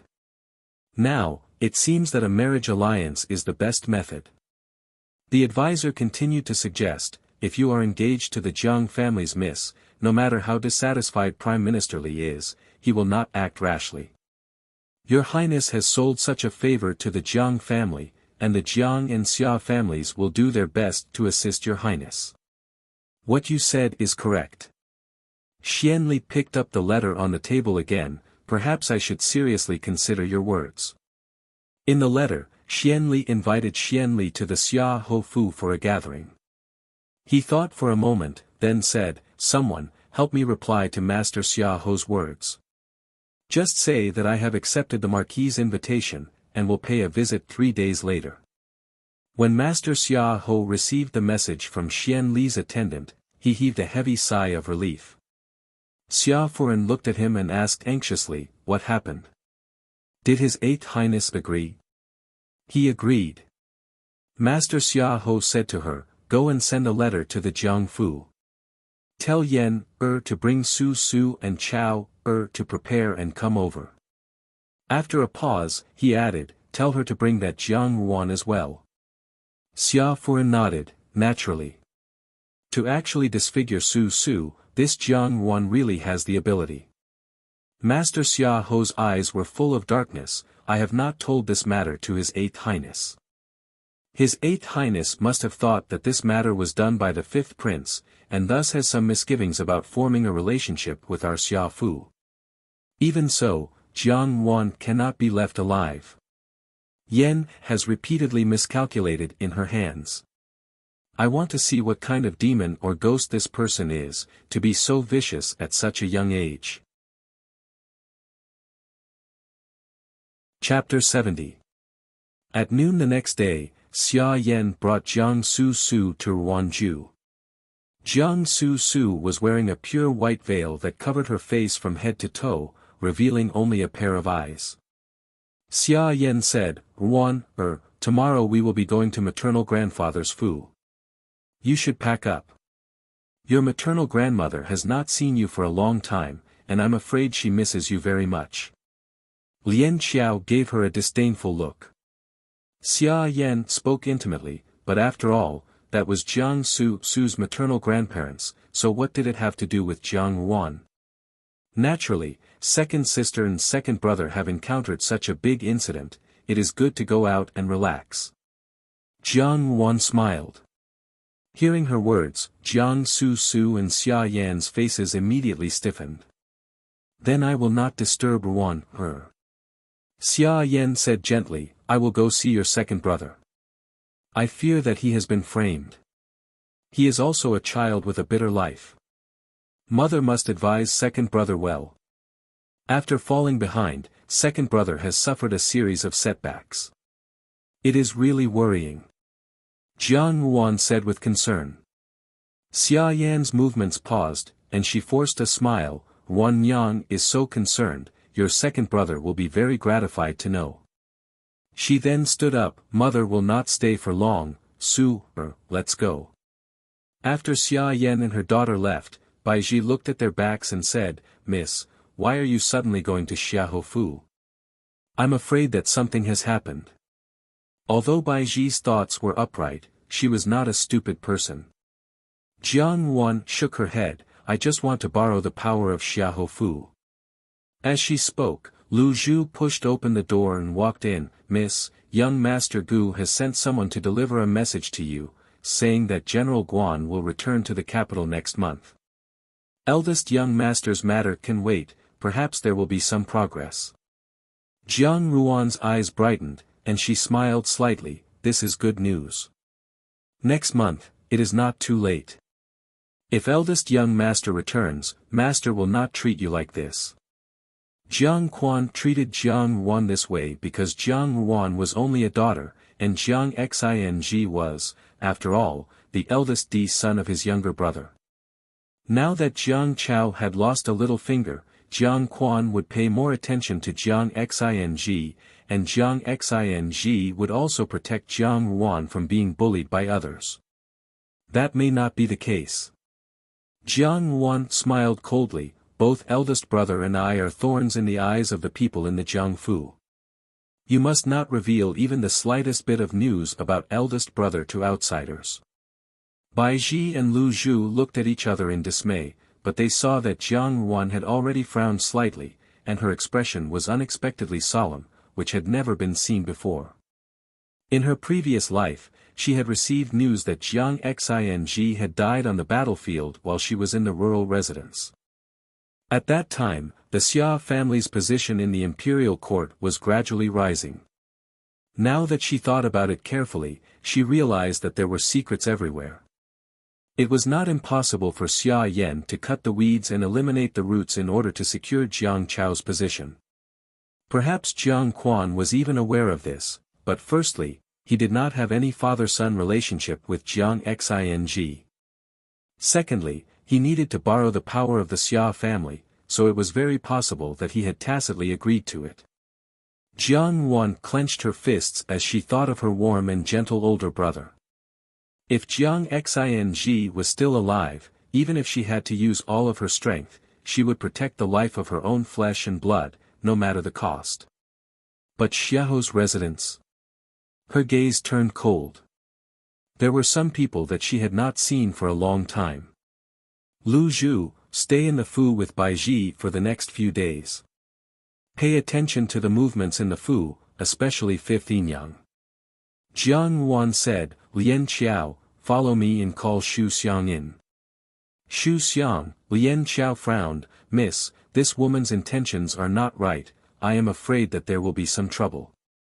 Trouble is exactly what I want. Jiang Wan smiled slightly, go, I have my own arrangements for this matter. On the second day, early in the morning, Xu Xiang and Lian Qiao were indeed waiting outside. Compared to before, Xu Xiang appeared much more cowardly. When she raised her head to look at Jiang Wan, there was a faint trace of fear in her eyes. Jiang Wan looked at the servant girl in front of her, who had her head bowed and knees bent. It was really difficult to associate her with the gentle and confident palace maid in her memory, who always appeared in front of her with a considerate face. She put on her outer robe and smiled, let's go. Jiang Su and Xia Yan were already waiting in the carriage. Jiang Wan went in to take a look and found that Jiang Li and Jiang Dan were also there. Jiang Chao was sitting in the other carriage. Jiang Li looked at Jiang Su, her veiled face full of ridicule. However, due to Xia Yan's presence, she did not dare to say anything.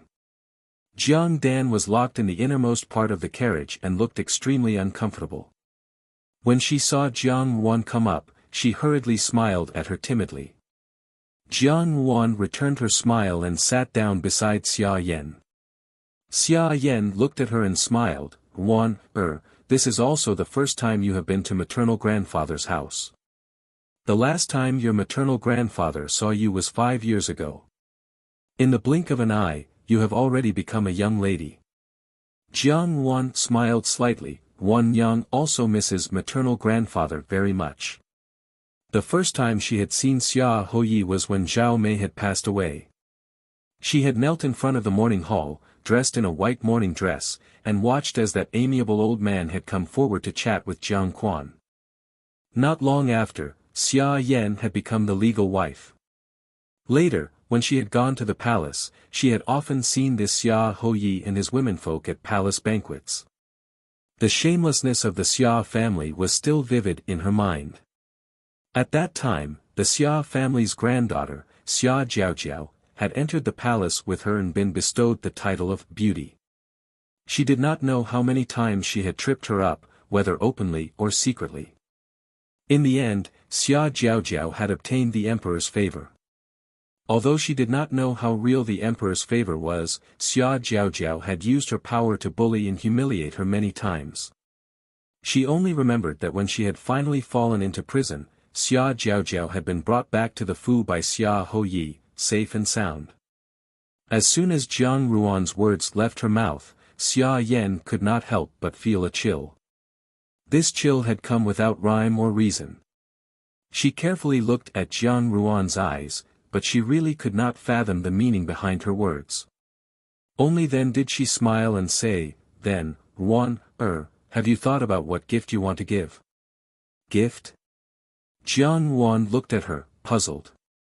Xia Yan laughed in spite of herself, this child, don't you know that when you go to maternal grandfather's house, you have to give him a token gift? However, it is not your fault. After staying in the rural residence for so long, no one has taught you the ways of the world. Jiang Li laughed mockingly at the side. Jiang Dan was silent. Mother is right, Jiang Wan smiled, after today's lesson, when I visit in the future, I will not be a laughing stock. She paused, then continued, but today, I have not prepared a gift. I wonder what my sisters have prepared. I have prepared handkerchiefs for everyone. Jiang Su's face was covered with a veil, but her eyes were as beautiful as ever, although it is a little crude, it was still personally sewn. It is a token of my sincerity.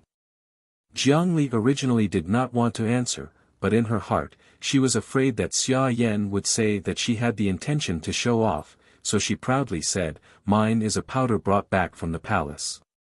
After applying a little, my skin is incomparably fair, and not a single scar can be seen. Her words were unintentional, but it caused Jiang Su's face to stiffen under her veil. Xia Yan also clenched her fists. Jiang Dan timidly said, I brewed a bottle of honey. Sister's gifts are all this good, Jiang Ruan's voice was slightly low, but I did not prepare anything. Silly child, Xia Yan affectionately patted her head. How could mother forget you?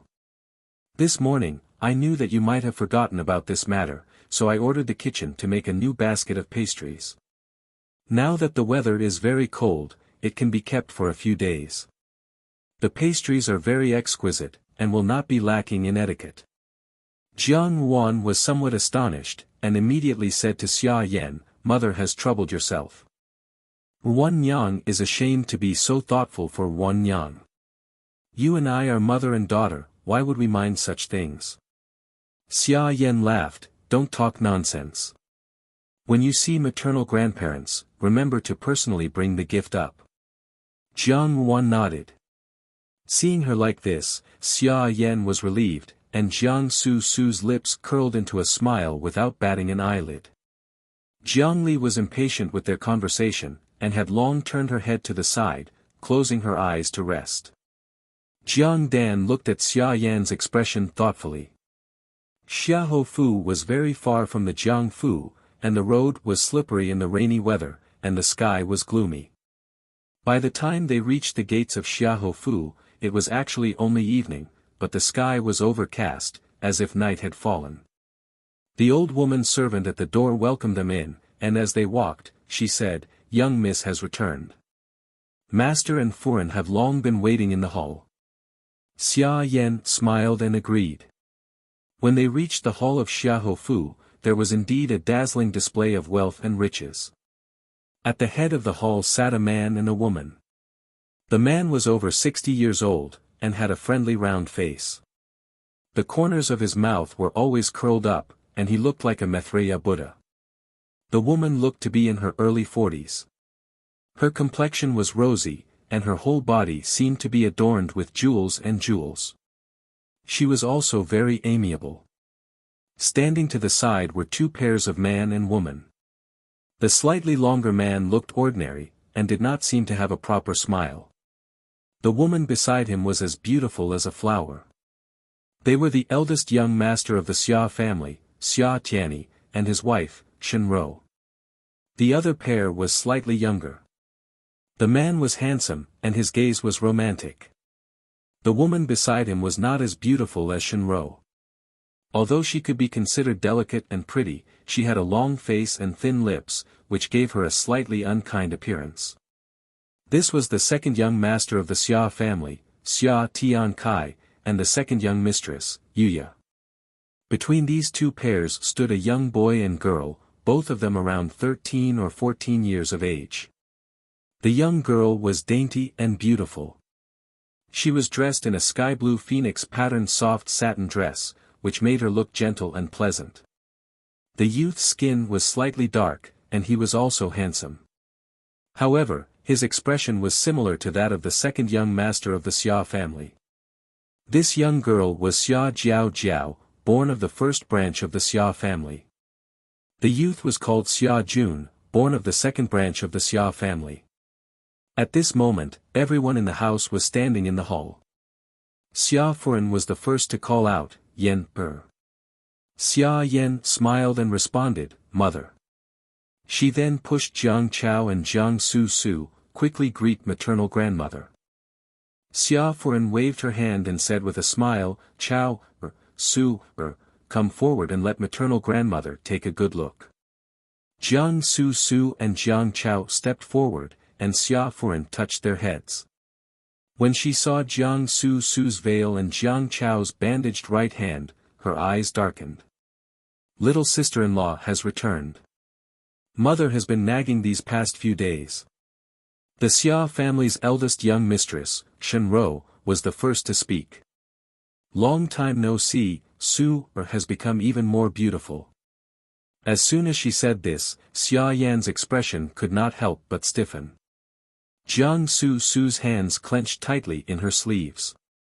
Xia Tianyi glared at Shenrou, but Xia Jiao's gaze was somewhat gloating. Xia Furen ignored her, but Xia Tian said, Younger sister, how many days do you intend to stay this time? I think it's just a few more days.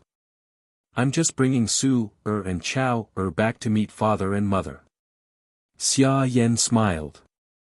Master Xia, who had been silent all this while, suddenly said, "Isn't eldest miss also here?" "Which one is eldest miss?" Xia Yan smiled and said, "Ruan, quickly come and greet maternal grandfather." Jiang Ruan, who had been standing in the shadows, softly said, "Yes." She slowly walked forward. Previously, in order to deliberately give the other daughters of the Jiang family a show of strength, everyone in the Xia family had deliberately ignored the others and only spoke to Xia Yan and the others. At this moment, a gentle reply was heard. A young girl dressed in red walked out from behind Xia Yan and slowly raised her head. Red lips and white teeth, she looked around and lingered. Although she was still young, her features were graceful and charming, without the slightest bit of timidity or childishness. It was like fine wine that had been precipitated for a long time, fragrant once the jar was opened. Xia Qing slightly narrowed his eyes.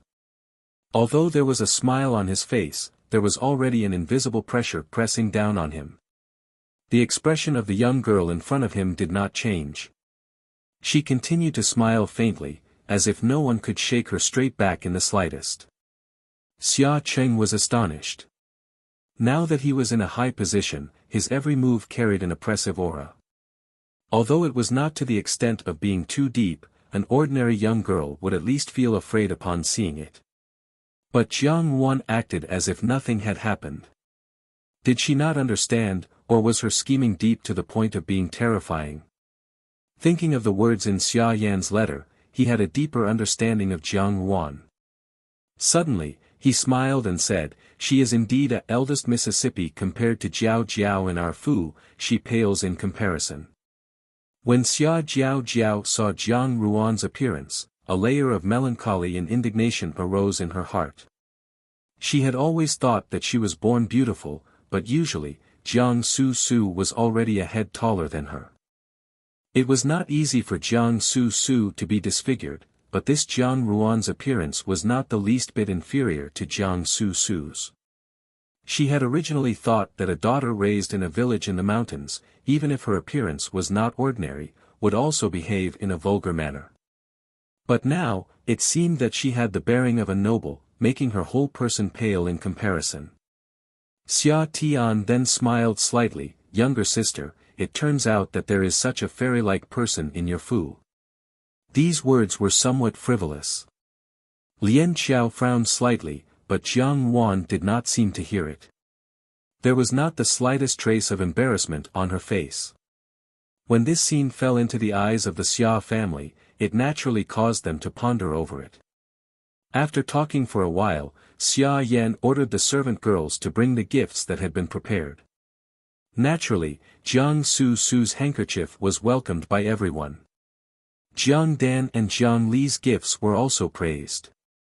Jiang Wan handed over the box of snacks that Xia Yan had prepared for her to Xia Furan. Xia Furan ordered the servants to keep it. Suddenly, she remembered another matter, "Since you have also returned today, and last month, the Fu's ancestral hall has been renovated, you should come over to offer incense to the Xia family ancestors. A few days ago, we invited a great master over, saying that this year, the Xia family will face a great calamity. It will require those born in the 4th month to sincerely pray for one night in order to avert the danger. I heard from Yen that Ruan was born on the 7th day of the 4th month of the lunar calendar. I wonder if Ruan can help maternal grandmother with this and pray for one night in the Xia family." Lian Xiao opened her mouth to speak, wanting to stop her. Jiang Wan could not be considered a member of the Xia family. Even if the Xia family really did face a great calamity, what did it have to do with her? Moreover, going to the ancestral hall to pray for one night in the cold weather was not a good suggestion. Even she could hear it clearly. Jiang Ruan's health had not been good when she had lived in the rural residence for many years. If she knelt for one night, even if her body did not collapse, she would still fall seriously ill. But before Lian Xiao could speak, she heard Jiang Ruan say, "If I can be of help, Ruan will definitely do my best." Xia Furan smiled with satisfaction, "Ruan is really a sensible child." Jiang Dan looked at Jiang Ruan, then looked at Xia Yan, who was nodding, and silently lowered her head. After talking for a while, Xia Furan said that she was tired and ordered everyone to return to their rooms. Jiang Su and Xia Yan first accompanied Jiang Ruan to the ancestral hall to light a stick of incense for the ancestors of the Xia family. Then, Xia Yan and Jiang Su were about to leave, leaving Jiang Ruan alone to spend the night in the ancestral hall. Xia Yan looked at her with distress. Ruan, it must have been hard on you. If it were not for the fact that Chao, and Su's health is still not fully recovered and I have to take care of them, Mother would definitely accompany you in kneeling. Mother, what are you saying? Jiang Ruan smiled slightly. Mother and I are mother and daughter. Besides, kneeling here for one night is also to pray for the Xia family. Perhaps the gods in heaven will see my sincerity in kneeling and grant me a gift, so that all the wishes in my heart will come true. Her words were said innocently, but there was not a trace of a joking expression on her face, as if what she said would definitely be true. Ruan, what wishes do you have? Xia Yan asked with a smile. I hope that father's official career will rise steadily. The higher one climbs, the harder one falls. I hope that mother's health will be good. To live healthily, to watch everything you have managed slowly collapse, and to feel the pain for a long, long time. Eldest brother's reputation will spread far and wide. Everyone in the world will know his name, and he will become a street rat that everyone will shout and beat. Second sister will marry an ideal husband. And then die in the hands of her most beloved husband. Ancestors of Xia, Jiang Ruan put her palms together and said softly, if you can see the sincerity of a maiden, then let the Jiang Fu and the Xia Fu be like the peonies of Luoyang, flourishing and flourishing for a long time. You will rot, you will collapse, you will change from a magnificent mansion to the dirtiest mud in the world to be trampled by others. You will scheme, you will have internal strife, and in the end, you will die at the hands of your own people. Gods in heaven, if you can see Jiang Ruan's sincerity, then let the Jiang Fu and the Xia Fu be like the peonies of Luoyang, from this moment of flourishing, with an irresistible force, slowly withering away. She spoke each word slowly, but the words that appeared to be flourishing and bright were like a black curse, covered with a layer of lifelessness. Xia Yan looked at Jiang Ruan's calm and serene profile, and a sudden fear arose in her heart. She immediately stood up, barely suppressing the panic in her heart, and said, in that case, I will have to thank Ruan, tonight. Mother still has matters to attend to, so I will leave first. After Xia Yan left the ancestral hall as if she was fleeing, Jiang Ruan slowly stood up from the ground. Kneeling. How could these dregs of the Xia family withstand her kneeling? She scanned the surroundings. Just as Xia Furan had said, the ancestral hall had just been prepared. The floor was made of the most damp and cold slate, and not even a stove had been lit. It was empty and cold. Not even a lamp had been lit, and only the faint moonlight could be seen through the window. There was even a hole in the roof, but it was unknown whether it was Xia Furan's handiwork, but the cold rain drifted in through the hole, and when it fell on one's body, it felt even colder. In such a dark and cold place, only the plaques in front of her were her companions, and the green smoke emitted by the incense burner carried a strange smell. Jiang Ruan took out her handkerchief and stood at the hole in the window, where air was circulating. She wet the handkerchief and covered her mouth and nose, frowning slightly. After a moment, Lian Xiao's voice sounded from outside, Miss, this servant has come to deliver some food. The ancestral hall's door was opened, and Lian Xiao and Xu Xiang walked in. Lian Xiao was carrying a food basket in her hand, and said, I went to the kitchen to get some steamed buns. Since Miss has come, you have not eaten anything, and your body cannot be weak. After saying this, she looked at Xu Xiang with the faint moonlight, what are you still standing there for? Come and help. Lian Xiao was a first-class servant girl, and Xu Xiang had come over to make up for the vacancy of a second-class servant girl. She was already a head lower than Lian Xiao, and moreover, Lian Xiao's usual behavior was shrewish. Even though Xu Xiang was watertight, she was still somewhat afraid of her. She stepped forward, knelt down, and opened the food basket. As she did this, Xu Xiang did not raise her head to look at Jiang Ruan's expression, so she did not see Jiang Ruan's gesture to Lien Qiao. Just as Xu Xiang was about to take the steamed buns out, she suddenly felt someone behind her pull her back, and her mouth and nose were covered by a handkerchief. She was about to shout, but a pungent smell rushed into her nose, and then her vision went black, and she did not know what happened. Lien Qiao had worked in the residence for a few years, and was much stronger than the ordinary servant girls. She looked at Xu Xiang, who had collapsed on the ground, and asked, "Miss." "Strip her outer clothes," Jiang Wan said. Lien Qiao deftly took off Xu Xiang's clothes and handed them to Jiang Wan. Jiang Wan draped them over her body and stood up. "Are we just going to let Xu Xiang stay here?" Lien Qiao's heart softened. "If the Xia family does not have any other intentions, she is only sleeping here in my place for one night." Jiang Wan said coldly, "If they have other intentions, Xu Xiang is also one of Xia Yan's people, then let them rebel." Lien Qiao thought about it, and nodded, "That's true, the Xia family is too bad, to actually let Miss kneel in this place for one night. It is obvious that they want Miss to fall sick, so vicious." She looked at Xu Xiang and said, "Xu Xiang will just take it that she has knelt in the ancestral hall for one night for Mississippi compared to what she has done to Miss, it is not too much. Fortunately, Miss has already ordered this servant to go to the medicine shop to grab some knockout powder to carry with her in case of emergency, it is really useful." Jiang Wan smiled slightly. If the Xia family only intended to let her catch a cold, Xu Xiang would naturally be safe and sound. Unfortunately, the Xia family probably did not think so. She glanced at the green smoke coming from the incense burner. "Let's go to your servant's room first." In the darkness of the night, two people dressed as servant girls walked out of the ancestral hall. One of the servant girls said in a clear voice, "Our miss is too pitiful.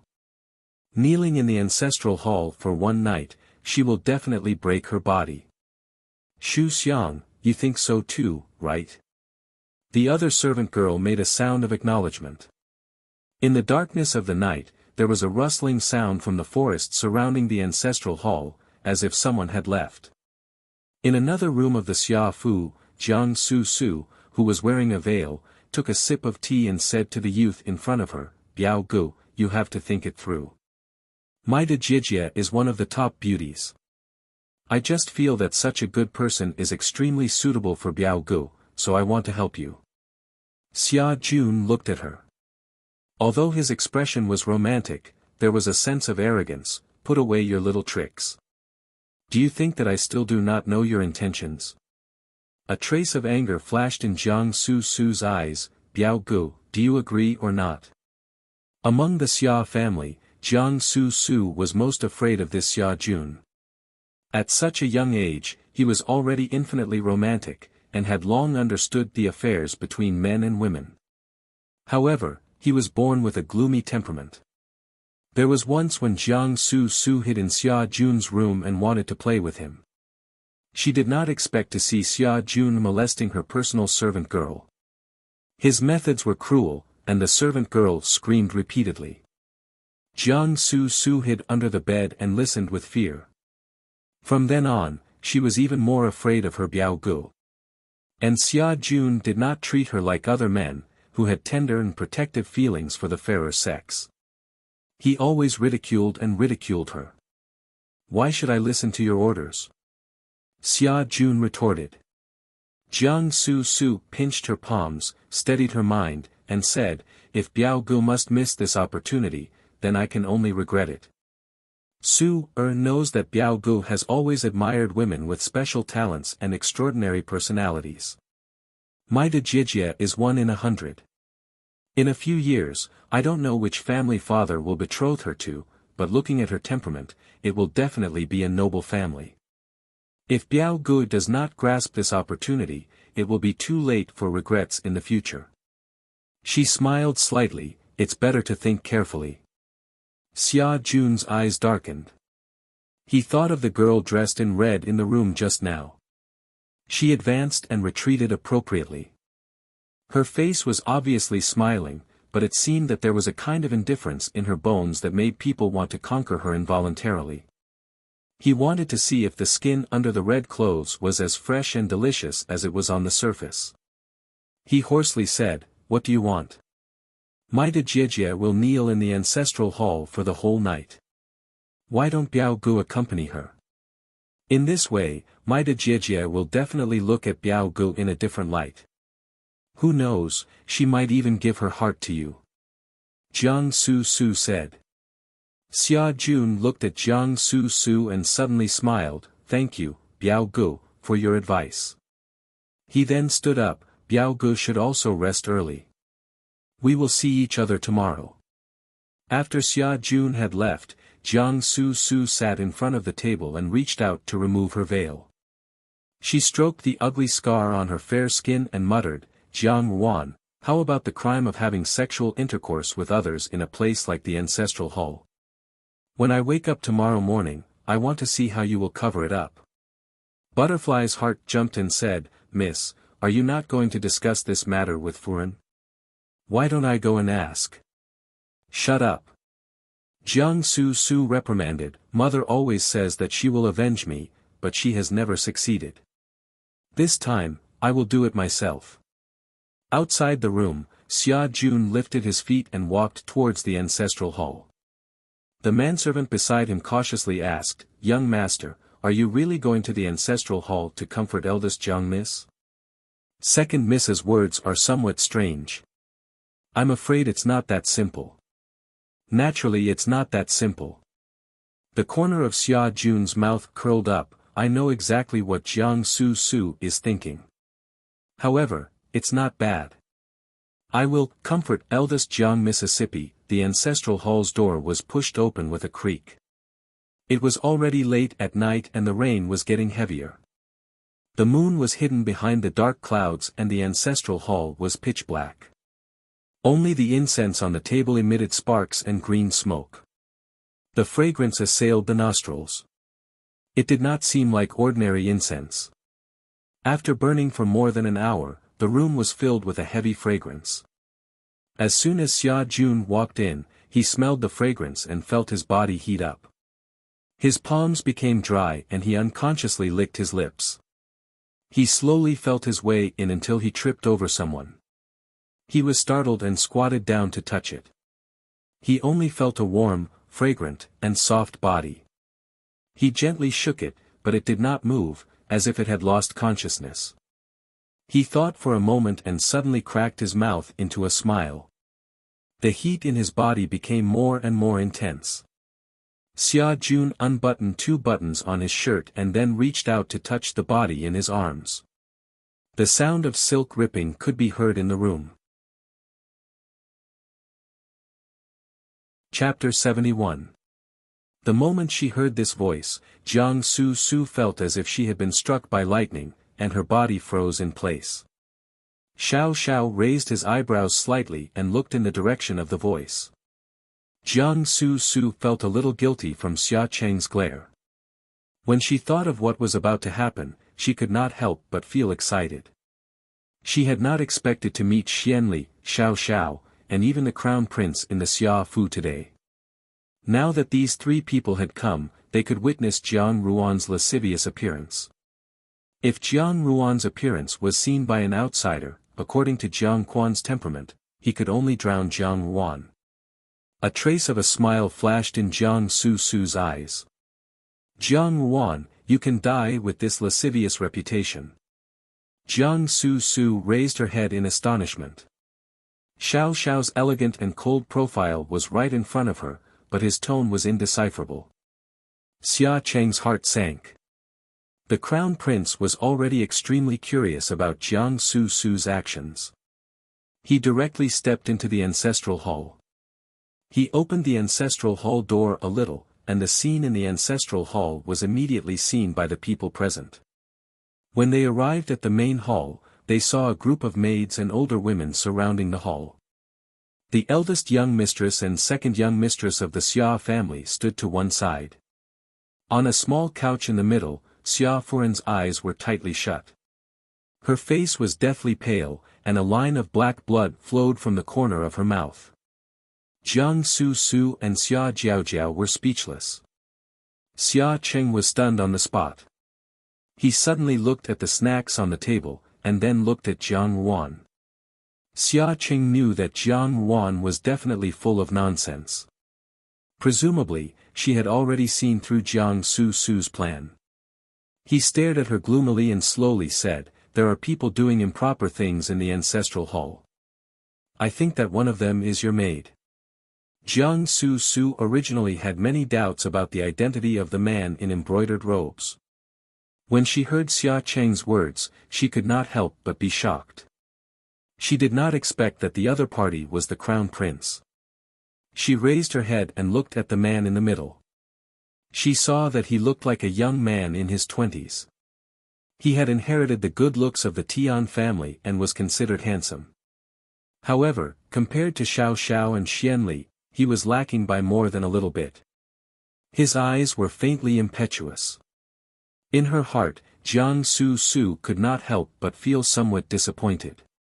However, when she recalled that Jiang Quan would occasionally talk to her about some of the matters of the imperial court, the disappointment in her heart faded. She stepped forward and saluted, saying, "Jiang family Sun Yang greets your Royal Highness the Crown Prince, 8th Highness, and Wang Ye. Maternal grandfather, the Jijie is my elder sister. Naturally, my heart aches for her." Jiang Su Su said earnestly, "If you were to tell me to leave now, my heart would also be uncertain. Besides, the princes were all benevolent people, so they naturally wouldn't care about such things. Besides, your highnesses have seen eldest sister kneeling in the ancestral hall for an entire night to pray for the Xia family. Isn't eldest sister the pride of the Xia family?" Xiao Xiao stood behind the crowd, his gaze fixed on Jiang Wan. When Xia Cheng saw the situation, he also said, "So vicious at such a young age. Jiang Wan, today, you have harmed my Furan. Even if you are a daughter of the Jiang family, you cannot escape responsibility. Please uphold justice for the Xia family, your highness." Jiang Su Su frowned. Without waiting for him to finish speaking, she stepped forward and pushed open the door. "You are such a strange person. Could it be that something has happened to the Jijie?" For Jiang Su Su, Butterfly had found a pure white brocade robe with golden caltrops and a brocade collar with dark patterns. She had also found a light yellow floral skirt that dragged on the floor, and a plain silk with dark patterns of water and grass flowers. Such plain and light colors made her look exceptionally elegant, except for that blemish on her face. A trace of resentment flashed through Jiang Su Su's eyes. Dragonfly handed the white veil to her. Jiang Su Su wore the white veil properly, and then slowly pushed the door open. "Let's go." The crown prince did not speak and stared at Jiang Wan, as if he wanted to see what she would do. He saw Jiang Wan pinching the pastry in her hand and shaking her head. If that's the case, Wan Yang really has nothing to say. What to do? It seems that we can only exchange a life for a life. After saying this, she lightly took a bite of the pastry and slowly swallowed it. The crown prince was somewhat curious and rather teased. "This is the first time that I have seen such a scene in the ancestral hall. Interesting, Marquis Xia Fu is really too interesting." But it was an extremely erotic scene. Jiang Wan sighed. "Everyone has already stated the reason so clearly, what else do you want Wan Yang to say?" "Biaomei, what you have said is wrong," Xia Jiaojiao said. "Even if that gift box was prepared by Ant for you, there is no guarantee that you would not poison it. Harming Zumo and wanting to frame Ant, this is your true face."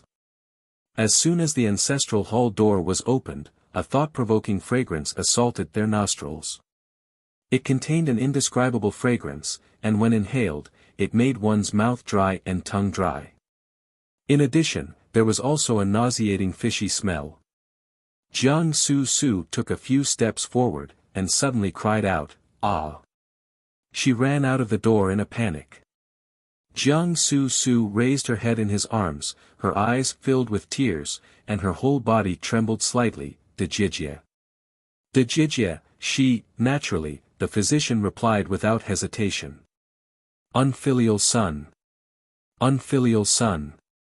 Xia Cheng pointed at the man and woman in the ancestral hall, trembling with anger. My Xia Fu has raised you for more than 10 years, yet you still don't know how to respect yourself.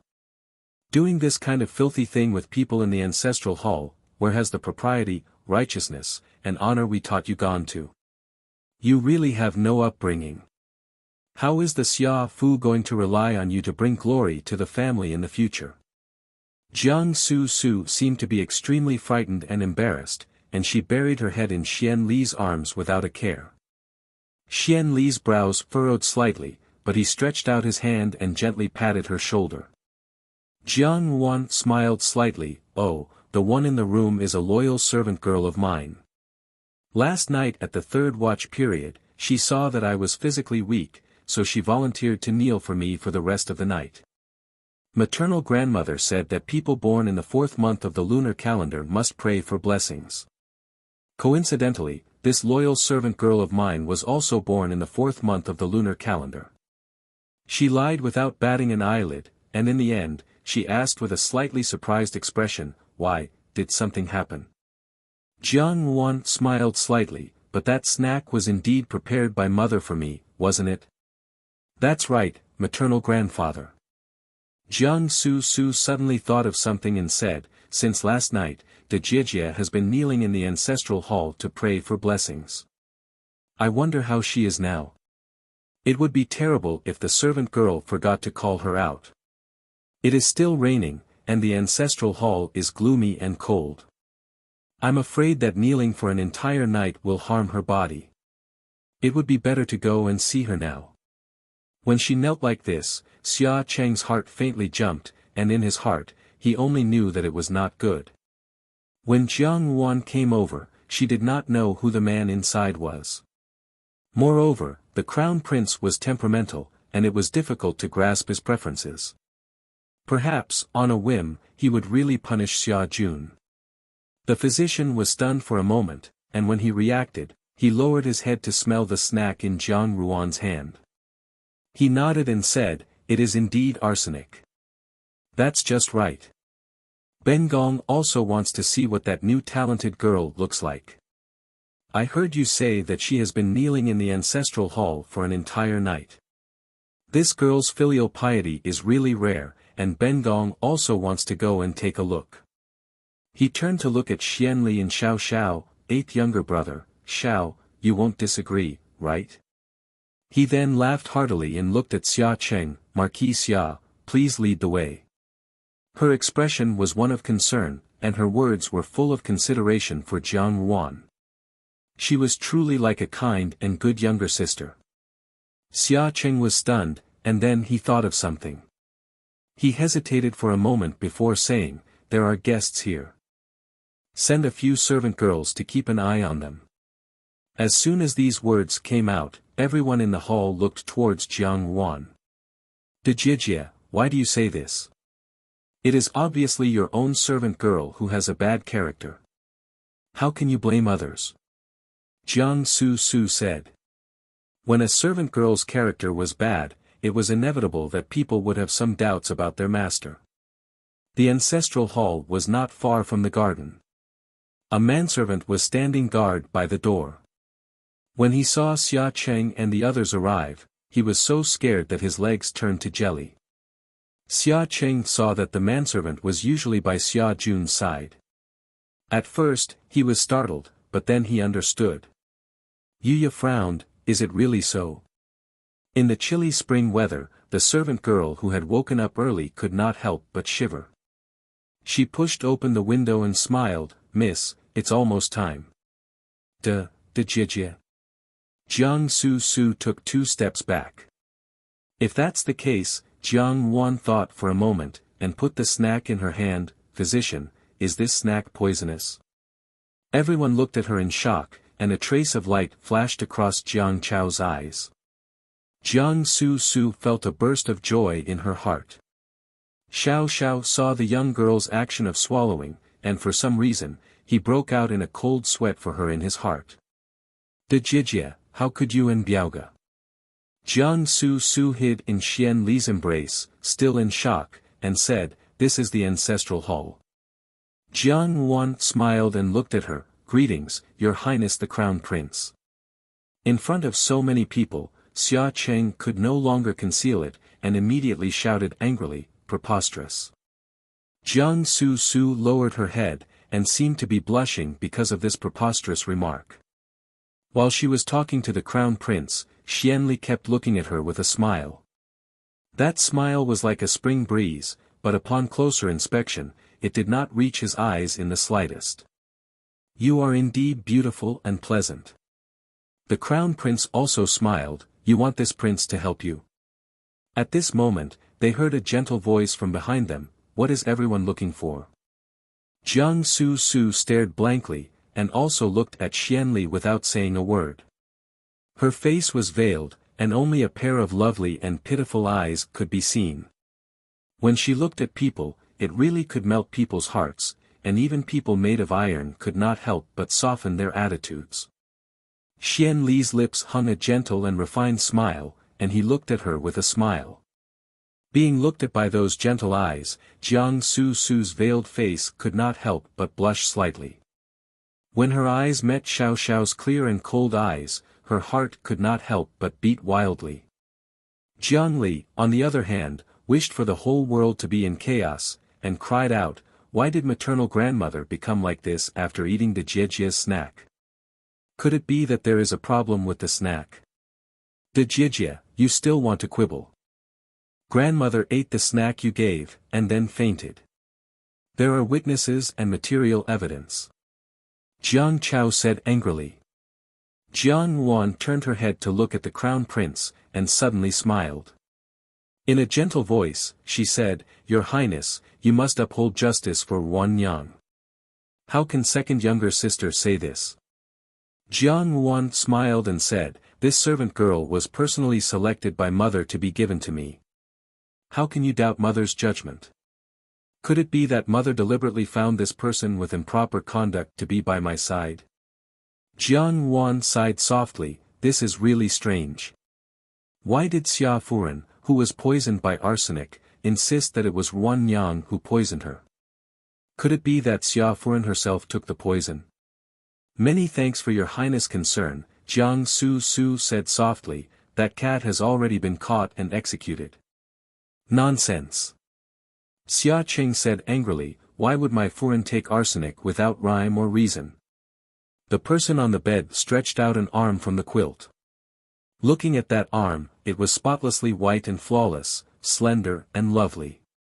Looking up along the arm, it was an incomparably elegant and beautiful face.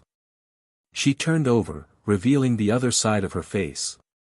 The long scar was ugly and sinister, as if a large centipede had crawled on it. While they were talking, the man and woman on the ground had not yet woken up. They just lay on the ground, their entire bodies smooth and smooth, allowing the onlookers to size them up. Jiang Su Su could not help but say, "De Jijia seems to have lost consciousness. Why hasn't she woken up? Daidi, go find some clothes for De Jijia and help her back to the room." Jiang Wan smiled slightly. Under the angry gazes of the crowd, she slowly walked forward and stood in front of the box of pastries. Reaching out, she took out a piece and brought it in front of the doctor. "Doctor, did Xia Furen really take arsenic?" Xian Li's expression changed slightly, but before he could speak, he heard a faint voice say, "Second Jiang Miss has not clearly seen that woman's face. How can you be so sure that it is eldest miss of the Jiang family?" A young girl with black hair and red clothes, draped in morning dew, stood a few steps away from the flowering shrubs with a smile on her face. She did not open an umbrella, and the light drizzle fell on her body. At this moment, there was only indifference in that pair of charming eyes, and the smile at the corner of her lips was frightening. Xia Cheng's expression stiffened. The man in embroidered robes beside him had already opened his mouth, so it is second Jiang Mississippi. Looking at her appearance, there is an 80 to 90% chance that she has taken arsenic. The doctor stroked his beard. Fortunately, the amount is not much, so she will not lose her life. Didi accepted the order and left. Jiang Su ignored Xia Cheng's knife-like gaze and said in a low voice, "I hope that your highnesses will not spread this matter. Maida Jijia is, in any case, an unmarried young lady of a prestigious family. If others were to find out, her entire life would be ruined." However, at this moment, a doctor carrying a medicine box on his back hurriedly walked in. Without caring about anything else, he took Xia Furan's pulse and let out a long sigh. "I will first write a prescription. Quickly go and prepare the medicine for Furan to take. Be quick." The doctor did not expect Jiang Wan to be so vigorous. However, after a short while, Jiang Wan had already finished eating a piece of pastry, and nothing had happened. On the ground, a pair of man and woman were entangled together, still maintaining a position of pleasure. Unexpectedly, they were both naked from top to bottom. The woman's long hair was disheveled, and the man was hugging her to his chest. The woman's body was covered with specks of white, muddy night and red marks. Her back was facing the crowd, and one could vaguely see the madness from last night. "Maternal grandmother, what's wrong with you?" Jiang Su pushed through the crowd and walked to Xia Furan's side. Immediately, 2 streams of tears overflowed from her eyes. She was extremely worried. Jiang Chao stood to one side and said in a gloomy tone, "Maternal grandmother is like this because she ate that box of pastries." Xia Ho Fu was twice the size of the Jiang Fu, and the garden was also very exquisite. Everywhere, it was a clear indication of the noble status of the owner. The ancestral hall was located at the end of the corridor in the garden. Its appearance was also very exquisite. If one was in the garden, one would definitely notice it at a glance. In early spring, there were still a few remnant plum blossoms blooming on the branches.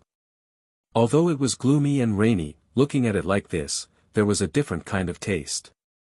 Her words were witty and cute, and contained a certain sense of self-mockery. However, every sentence was a criticism that struck at the heart, causing Xia Cheng to be speechless. Several old women carried Xia Furan back to the room. After Xia Cheng ordered the servants to quickly prepare the medicine, he stepped forward and asked, "May I ask the doctor, how is my wife's condition?" Jiang Wan and Xiao Xiao stayed behind. What kind of person was Xia Cheng? He had been in the officialdom for so many years, and the origin of Xia Ho's title of nobility was also thought-provoking. Seeing Xia Jun's substitute manservant, he could almost guess what would happen next. Looking at Jiang Su's gaze, there was nothing he did not understand. It was not that it was impossible for Jiang Su to take revenge on Jiang Wan, but she could not involve his only grandson. If something really happened today, Jiang Su would be ruined, but Xia Jun had done such a thing with someone in the ancestral hall. If this got out, wouldn't it ruin his own reputation? If there were no outsiders present, he really wanted to ruthlessly slap Jiang Su twice. He had originally thought that this granddaughter of his was intelligent, and with her talent and appearance, she would be able to build a connection for the Xia family in the future. Now, it seemed that she was a short-sighted fool. Seeing this, Xia Cheng immediately stepped forward and said with deep hatred, "Furan."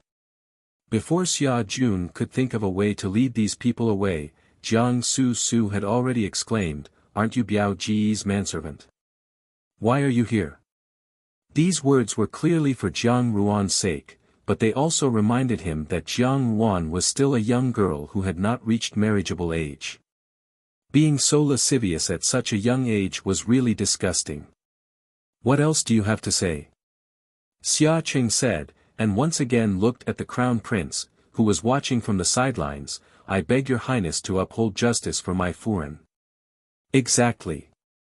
Jiang Su's voice was as usual, but the corners of her mouth under the veil stiffened. Jiang Wan opened her mouth and shook her head, saying, "This servant girl of mine is certainly a pure and innocent young lady. Normally, she is also clean and self-disciplined. It is impossible for her to do such a dirty thing. Presumably, someone coerced her. Even if it is a servant girl, I must seek justice for her. Jiang Su looked at the dessert in astonishment, and then looked at Jiang Wan. Isn't that a gift from the Jijia to maternal grandmother? The crown prince looked at her with interest. You are the eldest miss of the Jiang family? In the morning, the mansion was shrouded in misty rain. Dark clouds hung low in the sky, as if they wanted to destroy the whole city. Only the branches, which had just turned green, looked even more verdant after being washed by the rain for a night. She walked forward step by step, and Jiang Su retreated step by step. There was only fear left in her eyes. She swallowed the question she was about to ask, and said, "Why is Dejijia here? Who is that in the room?" Jiang Wan glanced at Xiao Xiao expressionlessly, and then turned to walk forward. She heard Xiao Xiao's voice from above her head, "How do you know that he is the crown prince?" When Xia Cheng heard this, he naturally became extremely anxious, and hurriedly looked at Xianli for help.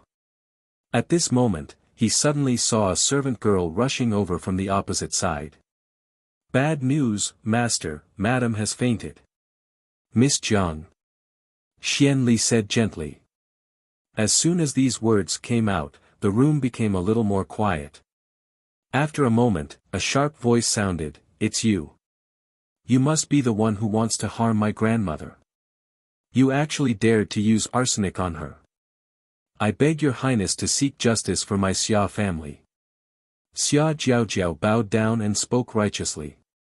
Xia Cheng originally wanted to reprimand Jiang Su, but when he saw Xian Li's expression, his heart paused. He thought of the words in Xia Yan's letter, and his brows immediately relaxed. He smiled and said, Quickly greet His Highness the Crown Prince, 8th Highness, and Wangye." Jiang Wan was stunned, and secretly scolded herself for being careless. She had actually been caught by this person. Suddenly, she looked straight at Xiao Xiao's elegant and handsome face, and coldly said, "The bearing of a dragon and an insect are naturally different. For example, the crown prince has the bearing of a crown prince." She suddenly smiled, and in a sincere tone, she said, "And a scum also has the brilliance of a scum." After saying this, she lifted her feet lightly, and without looking at Xiao Xiao's expression, she walked away. Jiang Su was walking towards the hall with Butterfly.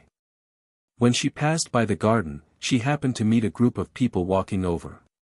She only saw Xia Cheng, and called out from afar, "Maternal grandfather." The pitter-patter of rain fell throughout the night. The crown prince laughed heartily. "Bengong has heard that the Jiang family's second miss is an outstanding beauty. Why are you covering your face? Are you afraid that Bengong will eat you?" Even as shameless as he was, he could not help but feel that he had lost face when he had committed such a filthy act with another person in the ancestral hall of his own Fu, and had even been seen by one of the most respected people in the capital. Shenrou and Yuya each had their own thoughts.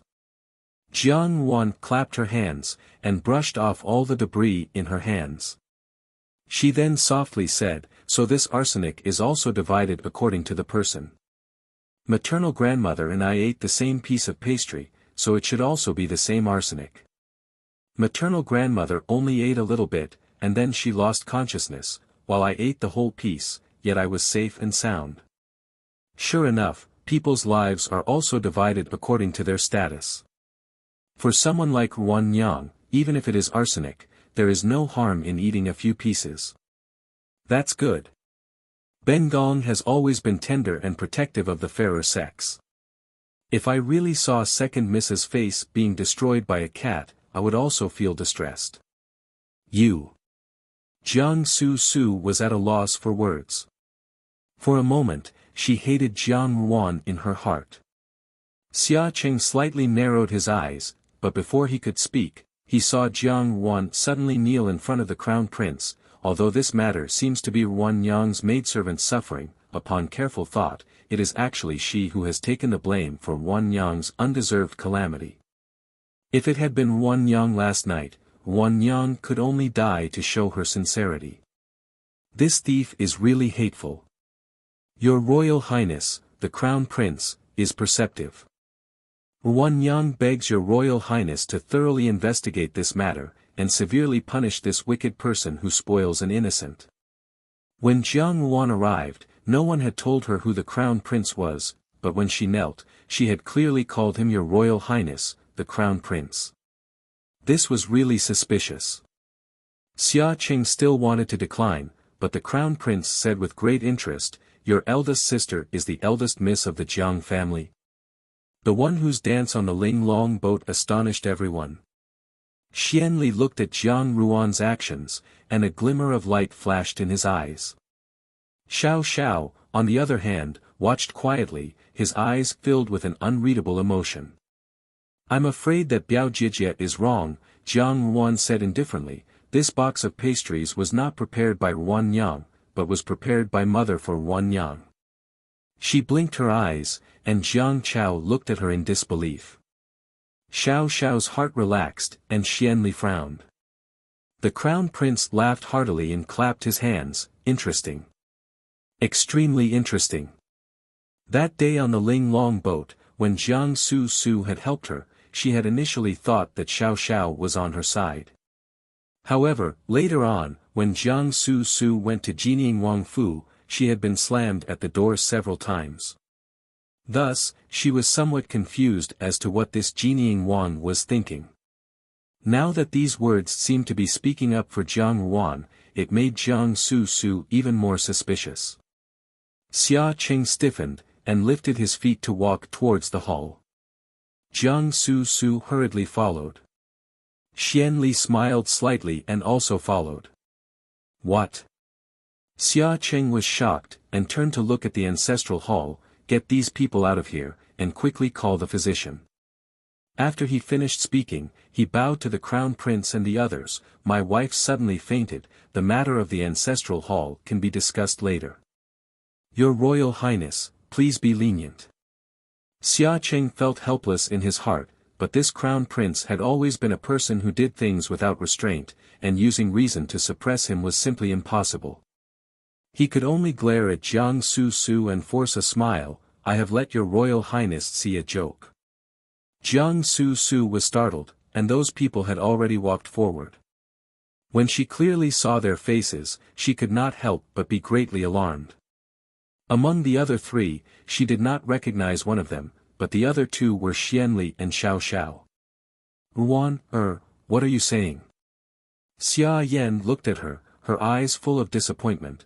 Could it be that I would poison my own mother? Ruan, you do not know the rules of the Fu, and forgot to prepare a gift for maternal grandparents. Thus, I kindly prepared one for you. Now that you have framed me like this, what have I done wrong? Xianli and Xiao Xiao's eyes flashed slightly, and the two of them simultaneously looked towards the manservant. When the manservant saw Xia Qing, his heart was already trembling. His young master had not come out for a long time, but the master had already arrived. His mouth was also inarticulate. This lowly person, he kept on criticizing Xia Jun, but his words implied that Jiang Wan did not have self-respect, and that she did not have a mother to teach her, which was why she had such a bad moral character. He pushed all the blame onto Jiang Wan alone. The ways of the world were always especially harsh on women. Xia Qing raised his head to observe the expressions of those present. Xianli would help the Xia Fu, but Xiao Xiao and the Crown Prince were uncertain. Jiang Wan continued to smile lightly, and did not make any excuses. Xia Qing fiercely glared at Jiang Su Su. Now, the plan was completely messed up. This granddaughter of his could not accomplish anything, but was good at spoiling things. Xianli looked at her warmly, and then looked towards the young girl in red in the middle of the hall, whose expression did not change. Even at a time when she was being condemned by thousands of people, she still stood ramrod straight, and the corners of her mouth were slightly raised, as if she had not heard Xia Jiao's words at all. Hearing this, Jiang Su Su jumped in fright. Xia Qing smiled and said, Your Royal Highness, Su-er's face was scratched by a cat a few days ago, leaving a scar. She is afraid of the wind, so she covers her face with a veil. Please forgive me, Your Royal Highness. She seemed to have suffered a great shock, and her shoulders trembled. When she ran out, she happened to bump into Xianli. Xianli reached out to support her, and Jiang Su fell limply on his body. In the garden, a few figures appeared. The person in the lead was dressed in flowing white clothes, and he stood tall and straight. Beside him was a slightly plump figure, with a friendly smile on his face. Beside these people, there were two other figures, one dressed in black like brocade, and the other in luxurious brocade. In the hazy mist, their appearances could not be seen clearly. Shenrou and Yuya also stood on both sides, looking at Xia Furan rather anxiously, and repeatedly calling out, "Mother." Jiang Wuan slowly stepped forward, so its second younger sister. "I wonder why you have come to the ancestral hall so early in the morning." Listening to these words, it seemed that Jiang Wuan was deliberately framing Xia Yan. The crown prince frowned, speaking of which, it is a pity. I don't know which family's cat was so audacious as to scratch second Jiang Miss's face. Xia Jiaojiao was originally standing beside Shenrou, and her gaze was also somewhat at a loss. At this moment, when she heard Jiang Li and Jiang Su's words, she seemed to have thought of something, and said, "Jiang Wuan, my Xia Fu has always treated you with sincerity, how could you poison my grandmother like this?" "No matter," the crown prince laughed, "today's show is also very interesting. Let us go together with Marquis Xia to watch." Finished speaking, he walked to Xia Cheng's side. The servant girl's expression was slightly startled, but Jiang Su had already asked, "It's already daybreak?" She laughed softly, and that half of her ugly face suddenly revealed a strange smile. "I really can't wait to watch this good show." Chapter 72. The Crown Prince had a follower who disguised himself as a storyteller in Dongfeng restaurant. She had heard Xianli mention this in her previous life. When Xia Yan came to inform her to go to Xia Hofu, Jiang Wuan sent Lu Zhu to Dongfeng Lu and pretended to be a maidservant of the Xia Fu who had inadvertently discussed this matter. She thought that since she was going to die anyway, there was no way out. Moreover, her family's lives were still in Xia Yan's hands. Xu Xiang laughed bitterly, "This servant has no face-to-face eldest Mississippi. I beg eldest Miss to take care of this servant's parents. We will meet again in the next life." After she finished speaking, she broke free from the old maid's restraint. Before anyone had time to react, they saw her hit the pillar in the hall and immediately fell into a pool of blood. Her eyes were wide open and her body trembled a few times. She died with everlasting regret. The manservant in the courtyard quickly found stools and wooden sticks for torture. The old women of the Xia family were the ones who wanted to be merciful. However, when the crown prince said, "If I see anyone who does not follow the rules, I will immediately send someone to chop them into pieces and feed them to the dogs," these servants immediately gave up the idea in their hearts. The space between Xia Yan's eyebrows twitched when she heard Jiang Ruan's words. Now that Jiang Wuan had put it this way, she had nothing else to say. However, looking at Xia Cheng's furious gaze, she could only summon up the courage to say, "Wan Yang, one may know a person but not their heart. This Xu Xiang usually appears to be a well-behaved person, I did not expect that she would have such a vile mind. No matter." The crown prince laughed heartily. "I have always been very benevolent. Go, I will stay here and watch you receive your punishment." However, the crown prince's greatest characteristic, and also his greatest weakness, was that he was simple-minded.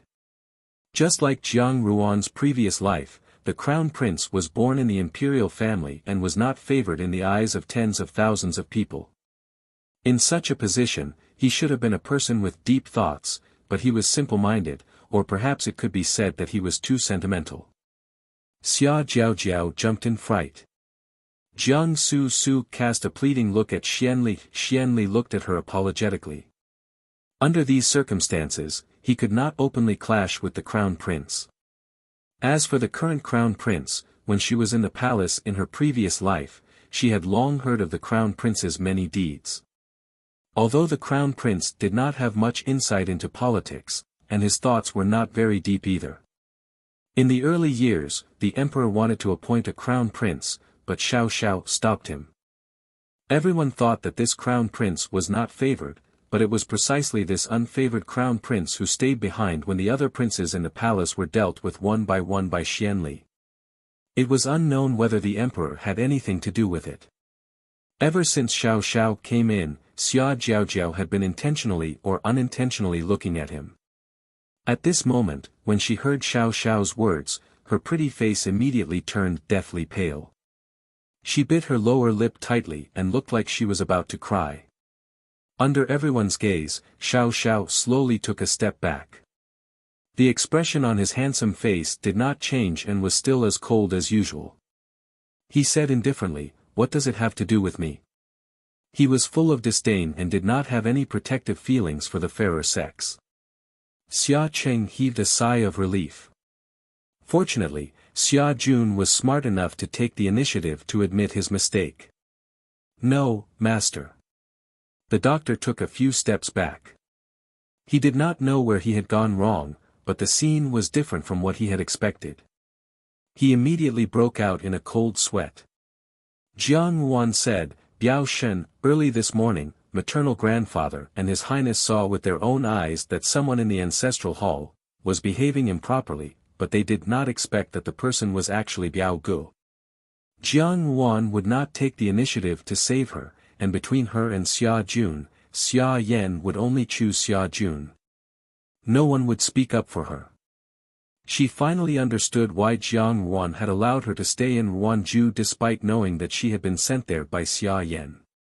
It was not that Jiang Yuan was soft-hearted, but that she had been looking for an opportunity to kill her in one move without any possibility of a comeback. Now, this opportunity had come. His mind suddenly changed, and he suddenly knelt down and kowtowed to Xia Cheng, "Grandfather, it's all my fault. Last night, I drank some wine and mistakenly entered the ancestral hall. I did not expect that this servant girl would seduce me. Grandson, I really have no face to do such a thing. Grandfather, please punish me." With great difficulty, the 20 strokes of the wooden planks were finished, and Xia Jiaojiao had already fainted. The crown prince stood in the courtyard and watched lazily. The old maids were all fat and strong, and they did not show any mercy. The people present were all young ladies of noble families with delicate skin and tender flesh. When had they ever suffered such heavy punishment? Immediately, they cried out to the heavens and the earth, and screamed continuously. Jiang Su Su lay on the stool, and a piercing pain came from her buttocks. But what was more infuriating than this pain was the sense of humiliation. In front of Jiang Yuan, in front of these noble princes and Wangya, she had lost all face. Like a dead pig, she was tied to the stool and tortured. She swore that if she did not avenge this enmity, she was not human. Xu Xiang, on the other hand, stared blankly. She had not expected that Xia Jun would throw himself at her face and criticize her.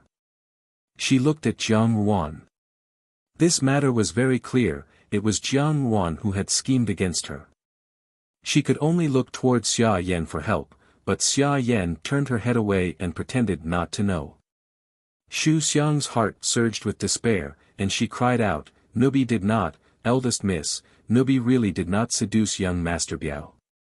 The situation seemed to be reversed. "Your Highness does not know," Jiang Yuan smiled, "my second younger sister is the most soft-hearted. Whenever a servant commits a mistake, they like to plead with her. Moreover, I have always been cold and callous, so the servants are all afraid of me." When Xia Yan saw Jiang Su Su's resentful expression, her heart quivered, and she immediately understood what was going on. Jiang Su Su did not know that she and Xia Furan had already discussed countermeasures, and had acted on her own. Presumably, she had fallen into Jiang Ruan's trap. On one hand, she was angry at Jiang Su for not listening to her, and on the other, she quickly thought of the countermeasures in front of her. If something really happened to Xia Jun, Xia Cheng and Yuya would not spare them, mother and daughter. After all, Xia Jun was the only legitimate grandson of the Xia Fu, and in the future, he would inherit the family business. Jiang Su had just stood up with the help of Butterfly. When she heard these words, her body went limp and she almost fell down. She stared at Jiang Wan in disbelief. Xia Cheng looked at Jiang Wan as if he wanted to eat her up, but Xia Yan acted as if she had just heard, what incident in the ancestral hall? She suddenly thought of something and looked at Jiang Wan suspiciously. Why did Jiang Ruan's complexion look so good after spending a night in the cold and gloomy environment of the ancestral hall? There was not a trace of weakness. And what was the matter with the rascals that she had mentioned? Jiang Su let out an "ah," and her entire face was drained of blood. She naturally knew that Xu Xiang's death was inextricably linked to her, and her heart was filled with fear. Xia Jun was also startled. The beauty that had been ravished last night was now drenched in blood, and it was truly terrifying. Xia Cheng clenched his teeth. Seeing that the matter had already turned out to be like this, he could only insist that it was the servant girl who had seduced Xia Jun. He angrily shouted, "Bring that unfilial son and servant girl here." Jiang Su looked gratefully at Xianli, but a trace of anger flashed across Jiang Li's face. Jiang Wan smiled slightly. Why did 8th Highness allow the doctor of Renjiao to tie him up? Then, whether this pastry was poisoned or not, and whether Wan Yang was guilty or innocent, these things are unclear. The Crown Prince sneered, "You are the servant girl of eldest Jiang Miss, how can you plead with second Miss?" Jiang Wan quietly watched everything that was happening in front of her. As early as yesterday, she had already ordered Lien Qiao to change the pastry. Naturally, she understood what Xia Yan was planning. The Crown Prince's sudden visit to Xia Ho Fu today was also her handiwork. Jiang Wan slightly leaned to the side, avoiding Xia Yan's deep bow, and said with a smile, "Mother must be joking." If she had accepted Xia Yan's kneel today, from tomorrow onwards, her reputation for disrespecting the D-mother would spread throughout the capital. What was the point? The relationship between Xianli and Xia Cheng was a little subtle. The princes were more sensitive to this matter.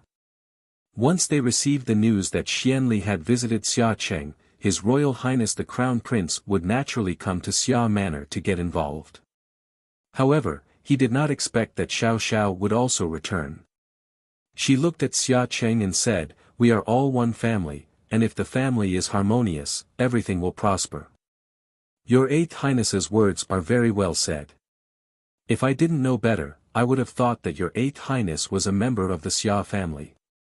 Jiang Wan smiled faintly. Maternal grandmother's matter has come to an end, but your highness has yet to evaluate the matter of the ancestral hall. How should the thieves and rascals in the ancestral hall be dealt with? Xianli walked to her side and said, "Eldest Jiang Miss, don't you think that they are very pitiful?" Jiang Wan watched quietly, and in her mind, the scene of her previous life in prison, watching Xu Xiang by Jiang Su's side appeared. Time flies, and in this life, Xu Xiang would never have the opportunity to betray her and hurt her. His gaze fell on the young girl in red standing in the middle of the crowd. She had a gentle smile on her face, but the gaze that was directed at him was full of ridicule. Xia Jun immediately understood that this eldest miss of the Jiang family had schemed against Jiang Su, and had schemed against him as well. Hate. Jiang Wan took a step back and smiled back at him. What does it have to do with the Jun? Xia Yan could not say a word. When Xianli heard Jiang Ruan's words, he gave her a meaningful look.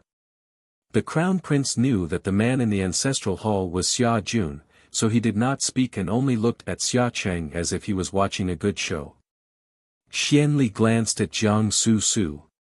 Jiang Su's face was covered with a veil, and her eyes were dense with tears. Her appearance that seemed to be unable to fall was really pitiful. Looking at the other members of the Xia family, the expressions of the few young madams were exactly the same as Xia Yan's.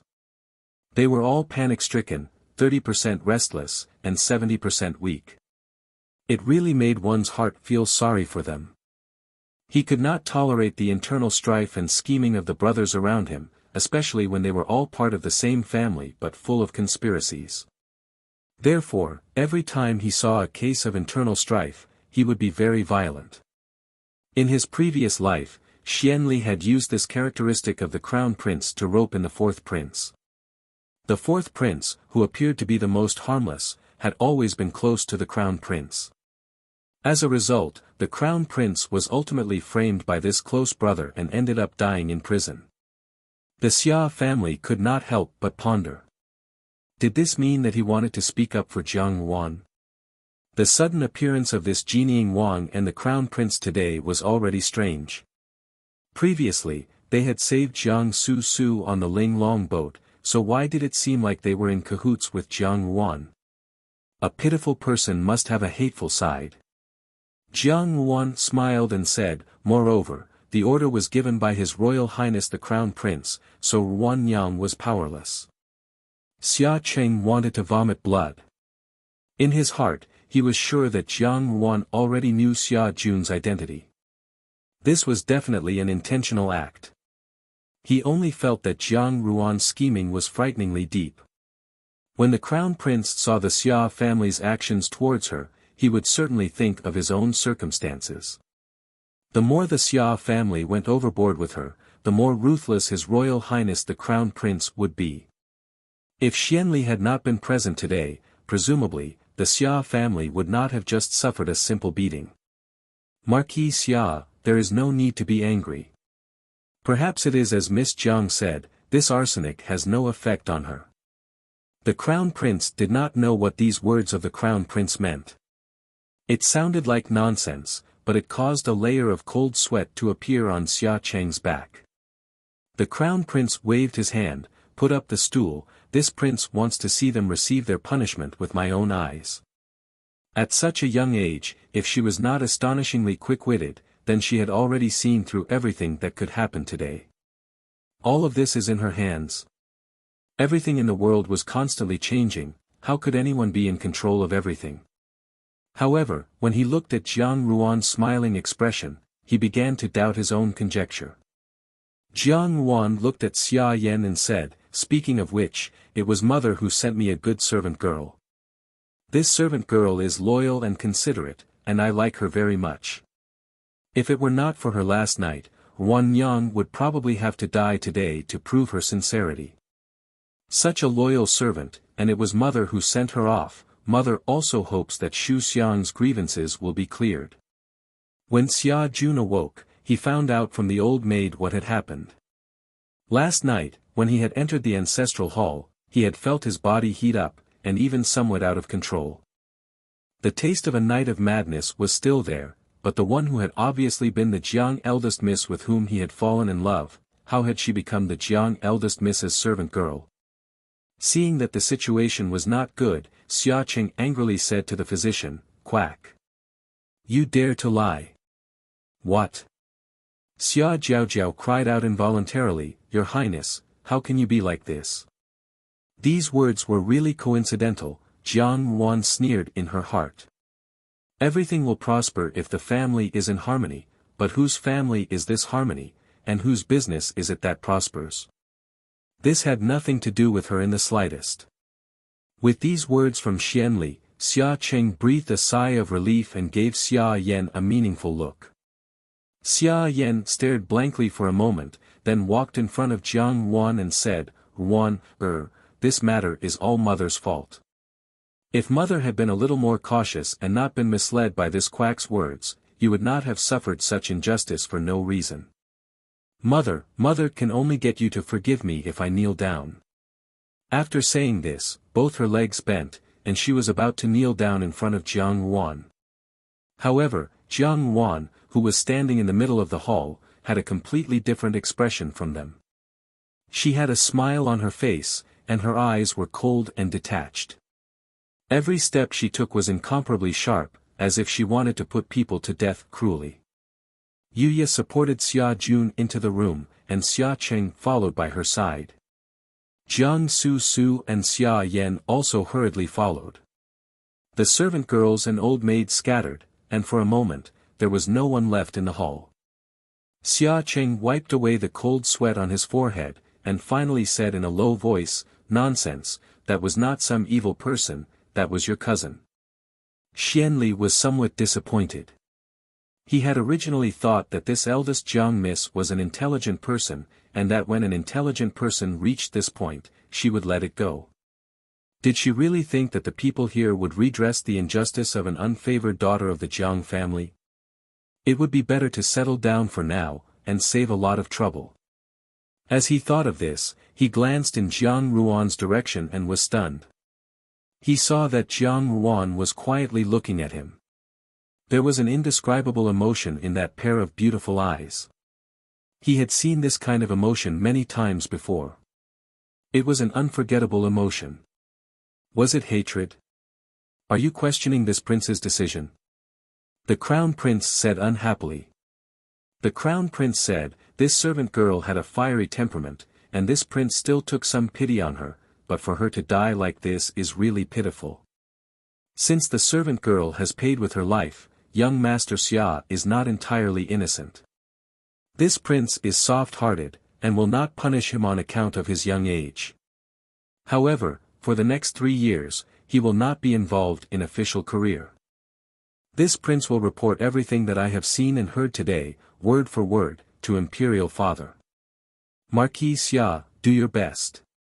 When she finished speaking, her expression changed, and she no longer laughed and laughed as she flicked her sleeves and left. Xu Xiang's body trembled, and she looked at Jiang Ruan with eyes full of fear. She suddenly understood that what Jiang Ruan had said was right. With the way things were going today, she had no way out. Xia Yan was dumbstruck, and Jiang Chao and Jiang Su Su were also momentarily stunned. Xia Cheng was so angry that the flesh on his cheeks trembled slightly. The crown prince's actions were like a slap to his face.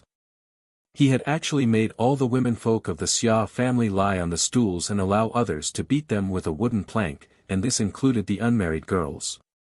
Jiang Chao and Xia Yan looked at each other, and could only grit their teeth as they followed the crown prince into the courtyard. Even though Shenrou and the others were extremely unwilling, seeing that Xia Yan had obediently stepped forward, they did not dare to refuse. Xiao Xiao raised his eyebrows, and saw Jiang Ruan continue, "Xu Xiang, although I trust you, I trust mother even more. Since she has already said so, there is nothing I can do." This was throwing all the spearheads at Xia Yan, and Xu Xiang suddenly felt a wave of despair. She only heard Jiang Ruan continue, "However, even if you did not seduce Biao Gu, your body was tainted, and it was in a place like the ancestral hall. If it were me, I would have long committed suicide with a piece of white silk. In order to protect your reputation, you also have no way out. Seducing or not seducing, in fact, is the same. Actually, this matter originally had nothing to do with Xiao Xiao, but in this entire room, only Xiao Xiao had said something fair." These words were like a slap to everyone's face. The crown prince suddenly laughed, "Eldest Jiang Miss is right. From what I see, this matter cannot be resolved without reason. In the imperial court, there is also a price to pay for wrongly judging a case. Just now, little Miss Xia, the 2 young mistresses, Jiang Furen, second Miss Jiang, and second young Master Jiang have all criticized eldest Jiang Mississippi. Since Marquis Xia is advanced in age, we can forget about it, but the rest cannot be easily forgiven. Since eldest Jiang Miss Xia wants me to uphold justice for you, then I will uphold justice for you this time. Since all of you have wrongly accused eldest Jiang Miss, then each of you will receive 20 wooden planks." Jiang Su Su gritted her teeth and said, "This matter is all my fault. Su Su is willing to accept the punishment. I hope that De Jijia will forgive us." After saying this, she did not look at the crowd and walked towards the courtyard. Jiang Wan met Xia Yan's puzzled gaze and smiled as she explained, last night, Wan Yang was praying for the ancestors of the Xia family in the ancestral hall. In the middle of the night, her physical strength was insufficient, so the maidservant beside her took her place and knelt for the rest of the night. Who knew that a thief would come in the dark and defile the body of the maidservant beside me? Thus, Wan Yang asked His Highness for a grace to severely punish that wicked person. Xia Yan stared blankly and secretly clenched her teeth. It had not been easy for her to place an informer, but now, with just one sentence from Jiang Wan, they had all been stripped bare. But now, she had no choice but to agree. Thus, she said, Wan Yang's consideration is reasonable, it was mother's inconsideration. This was lying through one's teeth.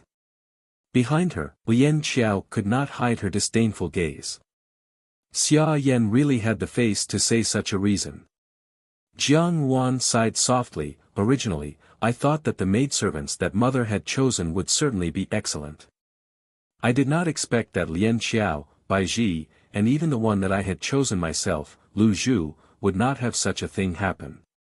Mother's choice, Xu Xiang, has broken this rule. She looked at Xia Yan and said, Mother, please recall the other maidservants in Wan Yang's courtyard.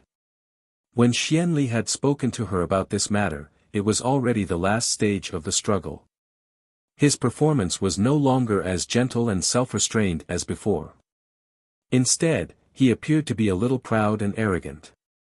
He showed extreme contempt and ridicule towards the crown prince, who was a trusted brother. However, Jiang Wan could understand the crown prince. He was nothing more than a pitiful person who, in his extreme loneliness, longed for familial love and thus gave his most important trust. It was just that, like her, they had all been let down. Jiang Wan looked at her actions. In the past, when they were in the palace, Xia Jiaojiao had always had a domineering appearance. When had she ever seen her in such a sorry state? In the end, it was just a case of a dog relying on its master's power. Xianli paused for a moment before he also chased after her. Hearing this, Yuya took 2 steps back. No matter how she thought about it, she could not understand. Although her son's conduct was absurd, he would not be so stupid as to do such a thing in a place like the ancestral hall. There must be a hidden story. Yuya anxiously asked, what exactly is going on? What happened to June? Xia Cheng was both angry and distressed as he watched his children and grandchildren being punished in the courtyard. His heart was incomparably resentful. For so many years, everything had been smooth sailing for him. He did not expect that today, he would fall into the hands of a little girl and suffer such extraordinary shame and humiliation. As soon as these words came out, not only was Xia Yan stunned, but Shenrou and Yuya were also stunned. Yuya cried out, how could it be June? Hearing this, Xia Jiaojiao stiffened. Her body could not help but tremble. She looked at Xiao Xiao with a gaze full of grief and helplessness. Unfortunately, the fallen flowers yearn for love, but the heartless stream flows mercilessly. Her tears were wasted in vain.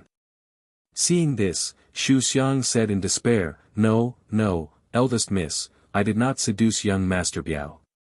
Furen, save me. Second miss, save me. No matter how muddle-headed and incompetent this crown prince was, in the end, he was still a member of the royal family. How could he tolerate an official playing petty tricks in front of his eyes? Xia Jun was first dizzy from Xia Cheng's slap. Yuya had already pounced on him and hugged him, crying loudly, my son, how could you be so foolish? How could you make such a mistake in the ancestral hall? Shenrou hurriedly pinched her arm and said in a panic, children are not sensible and speak nonsense. I beg your highness to spare her this time. Your highness. Xia Jiaojiao, on the other hand, threw herself in front of Xiao Xiao and knelt down, your highness, your heart is benevolent and generous. Since you have helped Biao Mei just now, I ask that your highness plead with the crown prince to help us. Xia Yan was a little dizzy from her words, but she still understood the meaning behind them. Someone had wanted to defile her, but had been blocked by Jiang Ruan's servant girl. Xia Yan secretly cursed in her heart. Why was Jiang Ruan so lucky every time? She looked at Lian Qiao, who was by Jiang Ruan's side. This time, Jiang Ruan had only brought Lian Qiao and Xu Xiang. Lian Qiao was standing at the same place, safe and sound. Could it be that that person was Xu Xiang? Her heart tightened. She heard Jiang Ruan say, "Maternal grandfather, since His Highness the Crown Prince is here, why not bring that evil person here? Why would this eldest miss of the Jiang family hate him for no reason? Just because he had put in a few good words for the Xia family?" Xian Li's heart paused, and when he looked at Jiang Ruan again, Jiang Ruan had already turned her head away. It was as if the emotions in her eyes were just Xian Li's own misperception. However, Xian Li clearly understood that it was not a misperception. The young girl opposite him indeed had an inexplicable hatred for him. Jiang Ruan looked at her with pity. "Xu Xiang, I naturally believe you. You are the servant girl that mother personally selected for me. How could I not believe in your character?" Jiang Ruan herself was also very puzzled. This Xiao Xiao had suddenly helped her. What was his purpose? Jiang Ruan walked to Xu Xiang's side, who was lying in a pool of blood, and quietly looked at the servant girl who had died with grievances. She lightly said, "Keeping your eyes open is also good. On the road to the Yellow Springs, when you turn into a malicious spirit, don't find the wrong person." "Your Highness." Xia Qing still wanted to speak. Jiang Ruan slowly walked forward from the crowd and quietly watched Xia Yan and the others being tortured. Did it hurt? The pain that these people had inflicted on her was 100 times, 1,000 times more painful than this. No one would come to save them, and no one would intercede on their behalf. Struggling at death's door in pain, the Xia family's suffering had only just begun. When she finished speaking, she turned her head and was faced with a beautiful and heroic face. Xiao Xiao's clear and cold gaze fell on her face. The two of them were very close, and she could only hear his indifferent evaluation, "The evil air is too heavy." Xian Li's throat choked. Looking at her so close at hand, he did not know why, but there was a strange feeling in his heart. The eldest daughter of the Jiang family in front of him had never revealed the slightest trace of panic in the face of all kinds of situations today. It seemed that from the beginning until now, she had maintained an expression, a gentle and appropriate smile. Xian Li's face stiffened. Jiang Ruan continued, "However, it is a small matter for Wan Yang to be wronged, but maternal grandmother's illness is a big matter. For no reason at all, how could she have fallen unconscious after eating a piece of Wan Yang's snack? I'm afraid that there is something fishy about this. No matter how I think about it, I still can't figure it out. It's really strange." She stood in the middle of the hall, her posture unchanged, and said with a smile, "But today, many thanks to Wanya for clearing Wan Yang's name. Otherwise, if the quack doctor were to get away with it, I'm afraid that Wan Yang would be sent to prison. The crime of murdering maternal grandmother is not a small one. Even if Wan Yang fought with her life, she would not be able to bear it." Unexpectedly, she did not give Xian Li the slightest opportunity to step down. At this moment, however, Xian Li opened his mouth and said, "Since it is the quack doctor's fault, then first tie him up. This kind of quack doctor will only harm people's lives in the future." As he finished speaking, he ordered the attendants beside him to tie the doctor up. The doctor did not expect that he would suddenly encounter such a calamity. He shouted, "It's clearly the old." Before he could finish speaking, his mouth was gagged and he was dragged away. However, in the end, Xian Li still walked together with the Xia family. Jiang Ruan's eyes darkened.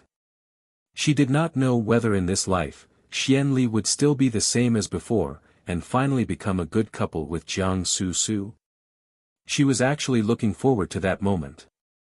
Xian Li finally opened his mouth and said, "Brother Xiao, there is no need to trouble godly Dr. Qiu. In my opinion, the truth of this matter has already come to light. It was merely a quack doctor who harmed people and misdiagnosed the Marquis Furin's illness. The snacks on the table were not poisoned, and eldest Jiang Miss is innocent. In the end, it was just a misunderstanding. We are all one family.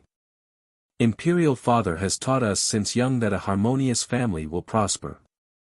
Maternal grandfather, Jiang Wan, looked at him in shock. That person defiled my maidservant's body. How could it be Biaoge? Her words were full of shock, but she reminded everyone of the fact that Xia Jun had destroyed someone's innocence. A calm voice suddenly broke the silence. If that's the case, Yi Feng, take my official seal and get Miracle Dr. Chiu here. Everyone's gaze converged on him. Xiao Xiao's expression did not change as he continued, the truth of this matter will come to light. Very quickly, the servants brought the somewhat dazed Xia Jun and Xu Xiang over. At this moment, the two of them had just woken up and were somewhat confused. Xia Cheng took a few steps forward and ruthlessly slapped Xia Jun, unfilial son. Who ordered you to do such a despicable thing? Chapter 73. Xiao Xiao looked down at her. Jiang Wan was still young, and even though she was already considered tall among her peers, she only reached Xiao Xiao's chest.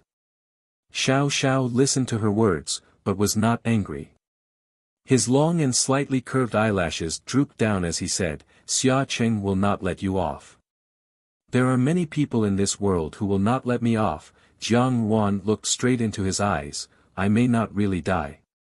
She smiled slightly. Your Highness can't even take care of yourself. How can you still have the leisure to care about others? Xiao Xiao was slightly startled. In the court, everyone respected him, feared him, and flattered him, but there were also countless people who wanted to harm him. It was very similar to the situation of the daughter of the Jiang Fu, but he had never been afraid, even if there was danger everywhere, because, he said lightly, Ben Wang has the ability to protect myself, do you? Your Highness should not worry about Wan Yang. Jiang Wan cautiously kept a distance from him. Once bitten, twice shy. He had once saved Jiang Su Su, who knew what he was planning. But as long as it was related to Jiang Su Su, she would not hesitate to classify it as an enemy, and Jining Wang was the same. Whether Wan Yang has the ability to protect herself or not, isn't it clear to your Highness? After thinking for a while, she added, although it is good to be a fence-sitter, it is still shameful. Since you have chosen a side, don't change it at will. Be careful not to please both sides. After saying this, she walked outside and no longer paid attention to Xiao Xiao. Xiao Xiao stood where he was. Jiang Ruan's words were to remind him not to be a fence-sitter, and he naturally understood that.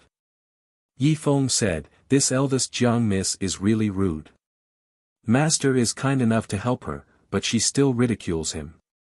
Yi Feng, Xiao Xiao interrupted him, returned to the Fu. In the room, Yuya was silently wiping her tears.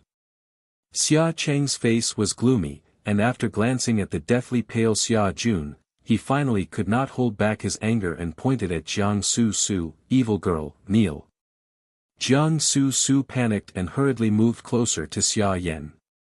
Xia Yan protected her in her arms and whispered, Father, what are you doing? Don't think that I don't know why Jun went to the ancestral hall for no reason last night. It was all because of this evil girl. Now, nothing has happened to Jiang Wan, but your cousin has fallen into someone else's trap. Xia Jun frowned, but Yuya shrieked. The way she looked at Jiang Su Su suddenly changed. Is this true? Jiang Su Su evaded her aunt's sharp gaze and said, this matter was agreed to by Biaoge himself. Moreover, I only asked him to comfort Dejijia. If it wasn't for Biaoge having such thoughts, how could things have developed to this stage? Xia Jun's eyes darkened when he heard that. He snorted coldly and said, comfort. Do you really think no one knows that you put an aphrodisiac in the incense burner? This was something he figured out after the fact. At that time, the ancestral hall was filled with smoke, and he only thought that it was the incense burning in the ancestral hall. However, when he lost his rationality, he immediately thought of something suspicious. Yuya finally could not bear it any longer and rushed forward. She pulled Xia Yan away and slapped Jiang Su-su's face. Her blow was extremely heavy, and Jiang Su-su staggered from the impact. The veil covering her face fell off, revealing half of her ugly face. She screamed and covered her face, shouting, "What are you doing? What am I doing?" At this moment, Yuya had completely shed her usual noble and dignified image of a noblewoman. Her face was ferocious, as if she wanted to swallow Jiang Su-su whole. "You schemed against June, or like this, and even used an aphrodisiac. Do you have any shame?" Second sister-in-law. Xia Yan shielded Jiang Su-su behind her. "You've gone too far. June, is also responsible for this matter. How can you blame Su-su?" Shenrou was somewhat at a loss. She had not expected that Jiang Su-su, an unmarried daughter, would actually use such a despicable method. Xia Yan, a gentle sister-in-law, would also act like an angry tigress, baring her fangs and brandishing her claws. "Shut up." Xia Cheng could not bear it any longer. He pointed at Jiang Su-su's nose and scolded, "Idiot, you don't have the ability, yet you want to learn from others to harm others. Aren't you afraid that your little tricks will make you laugh your head off? You can't compare to Jiang Ruan's scheming, yet you were still schemed against by her. Idiot." Although Xia Yan was dissatisfied with how Xia Cheng spoke of Jiang Su-su, she had always been afraid of Xia Cheng and did not dare to speak. However, Xia Cheng's words, "I can't compare to Jiang Ruan," had provoked her. Immediately, she disregarded everything and said, "Maternal grandfather is right. I can't compare to Jiang Ruan, and I don't have any schemes. But what about maternal grandfather's own methods? Snacks. Wasn't it still seen through by others? You made a fool of yourself in front of His Highness the Crown Prince and 8th Highness. Is maternal grandfather not stupid?" Xia Yan was shocked and hurriedly covered Jiang Su-su's mouth. Jiang Su-su fiercely glared at Xia Cheng, her eyes full of resentment. Xia Cheng was extremely furious. He flew up and kicked Jiang Su-su to the side. Panting, he said, "Evil girl, get out. Tomorrow morning, take your Jiang family members and get out of my Xia Fu. I will treat it as if I never had you as a daughter and never had you as a grandson." Maternal grandfather. Seeing this, Jiang Chao, who had been gloomy all along, hurriedly said, "Younger sister was just impatient for a moment. She didn't mean to contradict you. I apologize on her behalf." Ever since Xia Cheng had inherited the title of nobility, he had received a lot of flattery. When had he ever been contradicted? Moreover, Jiang Su-su's words had hit his sore spot. For a moment, he flew into a rage out of humiliation. He found the Jiang family extremely unpleasant to the eye. Without even looking at Jiang Chao, he sneered, "I'm afraid that she simply doesn't care about me, her maternal grandfather." Finished speaking, he flicked his sleeves and left. Jiang Su-su fell to the ground from Xia Cheng's kick. She covered her face and didn't say anything. However, her gaze was as gloomy as a poisonous snake's. Yuya walked in front of her and coldly said, "This matter will not be settled so easily. You harmed my June, her. Within 3 years, he will not be able to step into the official career. If you don't give me an explanation for this, I will make sure you regret it for the rest of your life. When that time comes, don't say that I didn't give you, my niece, any face." Finished speaking, she supported Xia Jun and left without looking at Jiang Su-su and her daughter. At this point, it would not be good for Shenrou to stay any longer. She smiled and said, "I will go and see how Jiao Jiao is doing." She also left. The 2 young masters of the Xia family were not there. Otherwise, who knew how the situation would develop? There was no one in the room. Jiang Su-su suddenly covered her face and wailed, "Mother, mother, how could they do this to me? Although Xia Yan was also angry that Jiang Su Su had acted on her own and fallen into Jiang Ruan's trap, she was, after all, a piece of flesh that had fallen from her body. She also felt sorry for her current sorry state. She pulled her into her embrace. It's mother's fault. Originally, mother wanted to get your maternal grandfather to help plot against Jiang Ruan. I didn't expect that Jiang Ruan would be so cunning. Su Su, it's mother's fault. Mother should not have kept that slut. 5 years ago, I should have sent her and that short-lived mother to meet the king of hell together. It's just that my Su has suffered. The Mei is not simple. Jiang Chao gloomily said, right now, maternal grandfather is dissatisfied with Mimi, and second Biaoshen's family is hostile towards us. What should we do now? Don't worry, Chao, don't worry. Xia Yan wiped away Jiang Su Su's tears. Mother still has a way. I can definitely make that slut unable to make a comeback. On the other side of the room, Jiang Ruan was drinking tea with Lian Xiao. She had brought 2 servant girls with her, but now there was only one left, which made one sigh. Seeing Lian Xiao's rare silence, Jiang Ruan said, "Do you think that I am very cruel?" Lian Xiao stared blankly and asked in confusion, "Why does Miss say that? Xu Xiang was harmed by me. I clearly had the opportunity to save her, but I did not say a word. Do you think that I am too cruel?" Jiang Ruan asked. Lian Xiao paused, and after a moment, she understood what Jiang Ruan meant. She lowered her head and knelt in front of Jiang Ruan. This servant has never had such thoughts. Although Xu Xiang died a miserable death, she only had herself to blame. If Miss had not done that last night, then the person who would have died in the hall today could have been Mississippi. This servant's master is Miss, and this servant's entire life is to serve Mississippi. If anything were to happen to Miss, this servant would not be happy for the rest of my life. Her tone was light, and her words were nimble. She said each word in a straightforward manner. Miss is not cruel, and I ask Miss not to think that you are cruel. What the Jiang Fu and Xia Fu are thinking now, this servant can also see a thing or two. It is already extremely difficult for Miss to continue living, so why should there be a need to differentiate between the means? It is only self-preservation that matters. They were heartless first, so how can they blame Miss for being unjust? Get up. Jiang Ruan sighed softly. The waters here are too murky, and I do not want to drag you all into it.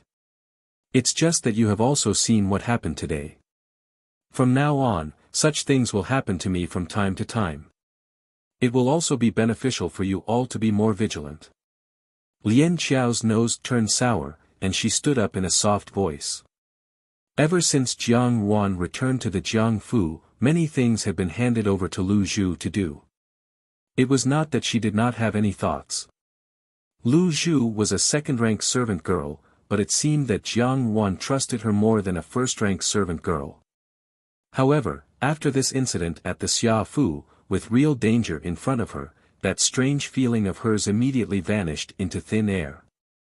She raised her head to look at Jiang Ruan. They had lived with Jiang Ruan since she was a young lady of a noble family who was ignorant of worldly affairs. They had accompanied her all the way through the pain of losing her mother, being bullied and humiliated in the rural residence, being despised by her biological father, and parting with her elder brother. Scenes of the past flashed before their eyes. Unknowingly when, that weak and meek girl had disappeared, and in her place was the cruel, beautiful, and decisive Jiang Ruan. Such a change really made one feel gratified and sad at the same time. Miss, coming to the Xia Fu this time, there must be another purpose.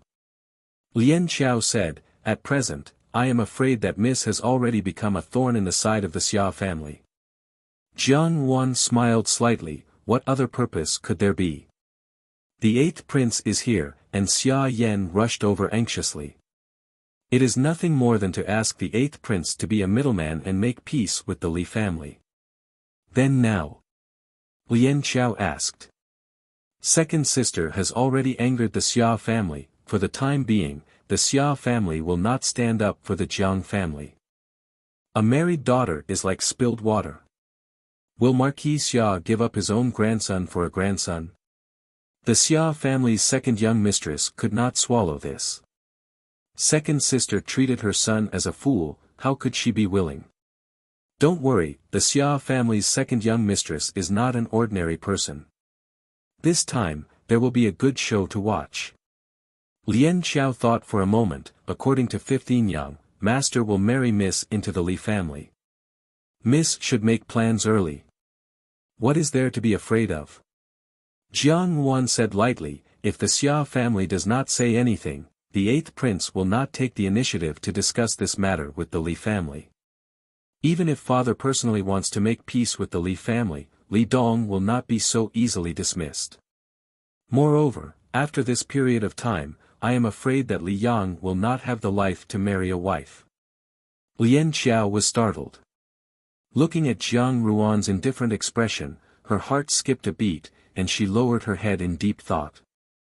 Jiang Ruan smiled, the Xia family personally invited me to visit, but it was because mother had prepared a gift for me. I still have a big gift for them. Lien Xiao raised her head to look at her, Miss. Regarding Li Dong's matter, I will have to trouble the Xia family's eldest young mistress to make a trip, she said. As she finished speaking, she took out a letter from her bosom and handed it to Lien Xiao, looking for an opportunity to stuff it into the hands of the Xia family's eldest young mistress. Although Lien Xiao did not know why, she still accepted it. Jiang Wan smiled slightly. The Xia family's fu was in a foul atmosphere. Shenrou and Xia Kai already had a beginning and an end. The beautiful and moving Xia family's eldest young mistress, the infinitely romantic Xia family's second young master, sister-in-law and brother-in-law. She wondered if Shenrou would be so frightened that her face would turn pale when she saw this letter. However, it was better to use this chess move later. Jiang Ruan's gaze was somewhat regretful, it is still raining today. Yes, Lien Xiao followed her words and said, it still hasn't stopped. The spring rain should not have lasted for so long. The day of the refugees entering the capital was getting closer and closer. Early the next morning, Xia Cheng had indeed ordered people to prepare a horse carriage, with the attitude of chasing people away. It was said that Xia Furan had awoken last night and had begged Xia Cheng for a long time, but he had not changed his mind. Perhaps he was so angry that he even vented his anger on Xia Furan. As a result, it was completely different from when they had arrived. When they left, not a single person from the Xia family came to send them off. Jiang Li was naturally overjoyed, but Jiang Su Su and the other two people's faces were ashen. Jiang Dan was still quietly huddled in a corner. The only one who was completely unaffected by the atmosphere was Jiang Ruan. By the time they returned to the Jiangfu, Jiang Quan had already learned the whole story from the messenger that Xia Yan had sent over. Naturally, he was angry at Jiang Su Su for not being able to accomplish anything, but more than that, he was angry at the Xia family's ruthlessness.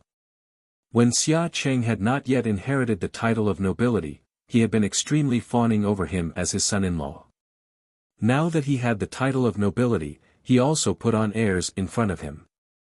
He also heard that Li Dong had recently been searching for famous doctors in the capital at a high price. Presumably, the life of the Li family's son had been saved, but this made things even more difficult. Thinking about all these things, Jiang Quan only felt a headache. Seeing him like this, the manservant beside him comforted him, Master, you haven't slept a wink all night. Do you want to rest? Jiang Quan waved his hand. At this moment, he was already badly battered, so how could he still be in the mood to rest? Seeing this, the manservant muttered, speaking of which, it's strange. Ever since eldest Miss returned to the Fu, there has been no peace in the Fu. As he spoke, he stole a glance at Jiang Quan's expression. When Jiang Quan heard those words, his body stiffened. His entire person seemed to be stunned for a moment, and his brows gradually wrinkled. After a moment, he suddenly fiercely slammed the table, evil star. The manservant jumped in fright and retreated to one side, mumbling to himself. However, Jiang Quan suddenly recalled that after Zhao Mei's death, there had been a wandering Taoist priest who had passed by who had performed a divination for Jiang Wan. He had said that she was an inauspicious person, born to bring misfortune to her husband and mother. However, Jiang Quan was not a superstitious person, and did not pay much attention to matters of ghosts and monsters. It was just that at that time, Zhao Mei had just died, and Xia Cheng had inherited the title of nobility. He had repeatedly urged him to promote Xia Yan as the official wife. At that time, he also had the intention to do so. Thinking that Jiang Su Su and Jiang Chao had been wronged for so many years for no good reason, he had followed the Taoist priest's advice and placed Jiang Wan in the rural residence. Firstly, it was to let Xia Yan feel at ease. Secondly, as long as he did not see Jiang Wan, he would not think of that hateful Zhao Mei. Now, after hearing the manservant's reminder, Jiang Quan suddenly reacted. Ever since Jiang Wan had returned to the Fu, the Jiang Fu had indeed been in constant turmoil. First, Jiang Su Su had mysteriously lost her reputation, then Jiang Chao had failed in the imperial examination and had his finger chopped off. Now, there was enmity between the Li Dong family and the Xia family. All these things seemed to have a subtle relationship with Jiang Wan. However, relying on her own strength, it was naturally impossible for her to achieve such a stage. She did not have that kind of scheming, nor did she have that kind of means. However, there was something fishy about the matter. The only reasonable explanation was that, as the Taoist priest had said, she was truly a lone star with natural ill luck. Jiang Quan clenched his fists tightly. He had originally thought that having one more daughter would give Xia Yan and the other two a bargaining chip. Who would have known that this was an evil spirit that had come to claim his life? Since that was the case, he could only eliminate her. The manservant had followed Jiang Quan for many years. Seeing Jiang Quan's expression, he quietly withdrew from the room and left without saying anything. When Jiang Wan returned to Ruanju, the first thing she did was to dismiss the few servant girls that Xia Yan had previously sent over. She said, "Mother has promised that I will send you back. You can return to Yan Hua Yuan on your own." The few servant girls looked at each other in dismay. One of them plucked up her courage and said, "Eldest miss, Furen has sent us to serve you. We wish to stay by your side." However, Jiang Wan did not seem to have heard anything. She instructed Lian Xiao, who was beside her, "Oh yes, when you have time, make a trip to the Xia Fu and help me bury Xu Xiang's body. After all, she has followed me for a while. She cannot end up being buried in a mass grave to be fed to the wolves." The few servant girls stared blankly at her words and looked at Jiang Wan. Sure enough, Xu Xiang's figure was no longer by her side. Lian Xiao said, "This servant understands. Xu Xiang died so tragically. Miss, please do not take it to heart. She only has herself to blame." Jiang Wan smiled slightly and looked at the few servant girls. "What did you say just now?" "Nothing." The servant girl hurriedly replied. She lowered her head and did not dare to look at Jiang Wan again. Jiang Wan left, satisfied. In Yan Hua Yuan, the travel-worn Xia Yan had just returned to her room when she heard Li Momo come over and say, "Furen, master's servant, Wan Kai, has something to report. Let him in." Xia Yan took the tea that Lin Lang had handed over and sat down on the carved wooden chair in the room. When Wan Kai entered, he said to Xia Yan, "Furen." Xia Yan waved her hand. "If you have something to say, speak frankly. How is the matter that I entrusted you with?" Wan Kai nodded. "It has been settled. Master believes that eldest miss is a lone star, but he does not know what to do now." Xia Yan's lips curled into a cold smile. "Since this is the case, tell master that in a few days, a very intelligent wandering Taoist priest will be coming to the capital. Recently, there has been a lot of trouble in the Jiangfu. I would like to invite this expert to come here and perform a ritual to get rid of the bad luck in the Fu. Wan Kai rolled his eyes and said, I understand. You may leave. Xia Yan waved her hand tiredly. After Wan Kai left, Li Momo stepped forward and gently massaged Xia Yan's shoulders. Furen, are we going to use the previous method again? We have to find an excuse. Xia Yan narrowed her eyes. There has been a lot of trouble in the Jiangfu these days. If we can push all the blame onto Jiang Wan, everyone's eyes will not always be on Su, and Chao, On the contrary, Jiang Ruan's reputation will go down in history. This is the best way to clear Su, and Chao's reputations. Li Momo laughed. Furen is brilliant. No matter how brilliant eldest miss is, it will be difficult for her to fight against public opinion. Moreover, Master is already suspicious of her, so we just have to do it boldly. In order to prove that these words are not false, in a few days it will be Mother's birthday. Arrange for it to be on that day, so that the Taoist priest can also pray for blessings with Mother. In front of so many people, he can prove that Jiang Wan is an evil star. In this lifetime, Jiang Wan can forget about making a comeback. Furen, are we still looking for the Taoist priest from 5 years ago? Li Momo asked. Xia Yan's hand paused in the middle of her forehead, and she laughed fiercely. Naturally, the words of an old friend are the most convincing. 5 years ago, I was able to send her to the rural residence, and 5 years later, I will naturally be able to do the same. It's just that 5 years ago, Master told me to hide this matter. Now, I want the whole world to know that Jiang Wan is a lone star who brings bad luck to her parents. 5 years ago, in order to find an excellent excuse to send Jiang Wan to the rural residence, she bribed a Taoist priest to make Jiang Wan an ominous star. Originally, she wanted Jiang Wan to die in the rural residence, but she did not expect that she would actually survive and return to the capital ahead of time. As early as when she returned to the Xiaofu, she had left a trick up her sleeve. If things did not work out, she would destroy Jiang Wan. In short, Jiang Wan had made Jiang Su suffer, so Jiang Wan could forget about escaping unscathed. Wan Kai had already worked for her a few years ago, so blowing wind and blowing grass in front of Jiang Quan was a simple matter. Moreover, Jiang Quan had always disliked Jiang Wan. If there was even the slightest sign of trouble, the first person he would suspect would be Jiang Wan. No matter how Jiang Wan schemed, because she was not favored by Jiang Quan, she was destined to never have a chance to win in this battle. The old Jiang madam had just regained consciousness a few days ago, and her body was slightly better after recuperating. However, she was, after all, in her later years, and was not as healthy as when she was young. Illness came like a landslide, and in just a few short days, she had become a lot more haggard, and her face also showed signs of aging. Duwan walked in with a bowl of medicine and gave Kai Kei, who was guarding the old Jiang madam, a look. Kai Kei hurriedly stood up and smiled at the old Jiang madam, who was looking out the window in a daze. Old madam, drink the medicine while it's hot.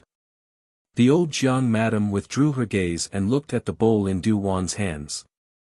She coldly said, why do I still need to eat medicine? I think this person can't wait for me to die. Kai Kei jumped in fright and hurriedly said, Old madam, what are you saying? Everyone hopes that you will live a long, long life. For the sake of second young master, you must also be healthy. Chao, the old Jiang madam's gaze suddenly deepened. He takes after his mother's temperament. I originally thought that he was a good person, but now he is arrogant and conceited. He is the same as his younger sister, both short-sighted. Kai Kei was startled. The old madam had evaluated Jiang Chao and Jiang Su in front of the two of them, and they did not know how to respond. The old Jiang madam glanced at Kai Kei and reached out to take the bowl of medicine from Duwan's tray. She raised her head and drank it cleanly. The medicine was really too bitter. She closed her eyes and furrowed her brows tightly. After a long while, her expression gradually relaxed.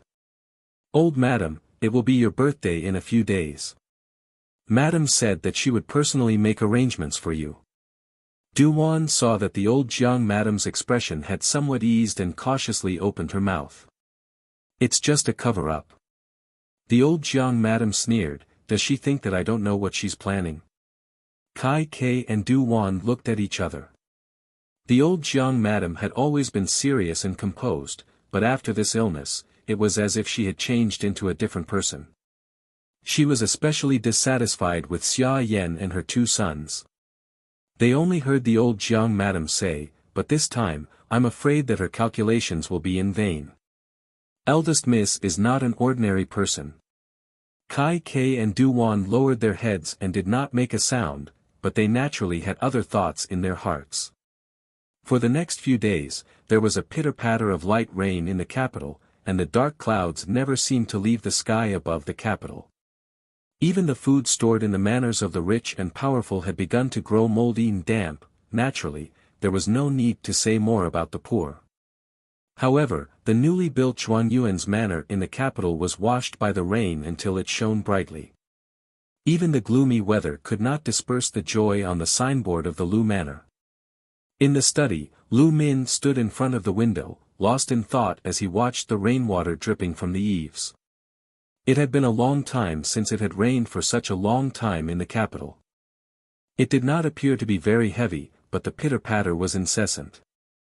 The water level of the moat had risen considerably, and even in the newly built Zhuangyuan's manor, one could still feel a trace of gloomy dampness in the room. The maidservant behind him thoughtfully offered him a cup of ginger tea. Young master, drink some to warm your body. Lu Min turned around and took the teacup from the maidservant's hands, lightly taking a sip. He was not very old, but he had a deep and aloof pride. Compared to the impetuous disciples of the noble families in the capital, he was like a cool and refreshing bluestone. Just looking at him made one feel respect from the bottom of one's heart. He asked, in the past few days, have there been any letters from me? The maidservant was startled and shook her head. No. A trace of disappointment flashed across Lu Min's face. Ever since he had been appointed Zhuangyuan, he had not seen that mysterious person again. At this time, Lu Furen walked in with quick steps. In her hand was a gilded invitation. Ah Min, why are you dressed so thinly? Lu Min smiled and shook his head. Seeing the invitation in her hand, he asked, Mother, what is this? The wife of Minister Jiang from the capital sent an invitation. She invites us to her family's old madam's birthday banquet. Lu Furen was a bit hesitant. I originally wanted to refuse, but now that you are also a person of the bureaucracy, it would be good to have someone to take care of you. This invitation is written very clearly. It says that we have just arrived in the capital and have come to pay a special visit. Mother thinks that it is only a birthday banquet. There is nothing to worry about if we go. She thought of something and suddenly smiled. Moreover, there will be many noble young ladies attending this birthday banquet. If there is one you like, Mother will keep an eye out for you. You are not young anymore and should worry about your marriage. Mother, Lu Min was a bit helpless. I only want to start a career and have no thoughts of starting a family. Nonsense. Lu Furen glared at her. Mother still wants to hold grandchildren. Finishing, she looked at Lu Min and asked, but Min, do you think Mother should go to this birthday banquet? Seeing her mother's expectant gaze, Lu Min could not bring herself to refuse. She smiled and said, if Mother wants to go, then naturally you should go. Chapter 74. A crowd had gathered at the entrance of the house of a minister in the east of the city. The minister and his wife, dressed in brocade clothes, were stuffing a bundle in their hands into the hands of a kind-looking old monk. Master is willing to exorcise evil from our house, we are very grateful. Although it is a worldly possession, Master can use it to help Bodhisattva build a golden body. The monk's hair and beard were all white, but he had a sage-like appearance. He put his palms together and said, Amitabha. A circle of onlookers surrounded them, all pointing at the monk and clicking their tongues in wonder. This was Master Huiju, who had recently become famous in the capital. It was said that he knew the past and the future. He had just settled in the capital a few days ago, and often helped rich families pray for blessings and exorcise evil. After Master Huiju took the bundle, he said goodbye to the crowd and walked alone. He turned around the bustling street and entered a dark and narrow alley. There was a small house with 2 entrances in the alley. He walked to the door and knocked. A boy came to open the door and welcomed him in. After Huiju entered the courtyard, the boy said, "Master, there is a guest." Guest? He was shocked. He did not know anyone in the capital. Although he did not understand, he still walked in with a calm face. In the hall stood a young girl in emerald green clothes. She looked to be about 11 or 12 years old and looked like a servant girl. The servant girl in emerald green clothes smiled when she saw him. Huiju was stunned. He only heard a gentle voice coming from behind the servant girl, "Master." Huiju followed the voice and saw the silhouette of a young girl in the dark.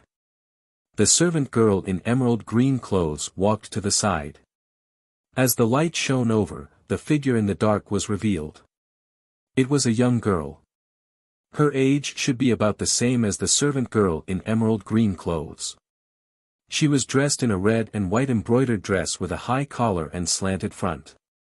Even though she was in the dark, it still could not conceal her beautiful appearance. She looked at Huiju with a smile, as if she was looking at an old friend she had known for many years. Her slightly raised charming eyes were clear and moist, but inexplicably made people feel that they could not be seen clearly. "Mrs. Huiju muttered. The girl in front of him was really unfamiliar. He did not have any memory of her in his mind. "Although Master does not know me, I have long heard of Master's great name. Today, I came to ask Master, what is my date of birth?" she asked. "Miss is still young, why did you come alone to ask for divination?" Huiju asked. "Life is full of ups and downs, and the road ahead is unknown." Jiang Yuan only said these words. Huiju was taken aback. He thought for a while and said, "If that's the case, please write down Mrs. date of birth." Jiang Yuan picked up the brush and wrote. When she picked up the pen to write, Huiju was also quietly observing her. Seeing that this young lady's bearing was out of the ordinary, she must be the young lady of a noble family. Her actions were hard to fathom and there was a bit of hostility between her brows. She immediately changed her mind and looked at the expression of the maid beside her. In a short moment, she had already made up her mind. Jiang Yuan pushed the slip of paper with her 8 characters of birth written on it towards Huiju. "Great Master, please take a look." Huiju spread out the paper and reached out to remove the prayer beads around his neck. He lowered his head and did not speak. After half an incense stick of time, his brows gradually furrowed. Seeing this, Lu Zhu looked at Jiang Yuan's expression and asked with a smile, "Great Master, what do you mean?" Huiju gazed at Jiang Yuan, wanting to speak but hesitating for a while. Then, he shook his head and sighed heavily. "Grandmaster, please speak your mind." In contrast to his distressed expression, Jiang Yuan was extremely relaxed. Her face was calm, as if she was divining someone else's fortune. Huiju said, "Mrs. Divination is inauspicious. I'm afraid that it's the name of a heavenly cursed lone star." Heavenly cursed lone star. Jiang Yuan chewed on these words. Huiju lowered his brows and retracted his gaze, truly like a bodhisattva who bemoaned the state of the universe and pitied the fate of mankind. He heard Jiang Yuan say, "Great Master is brilliant, I indeed have the fate of a heavenly cursed lone star. My mother died because of me, and because of me, my brother's whereabouts are unknown. Now, strange things are happening in the Fu one after another."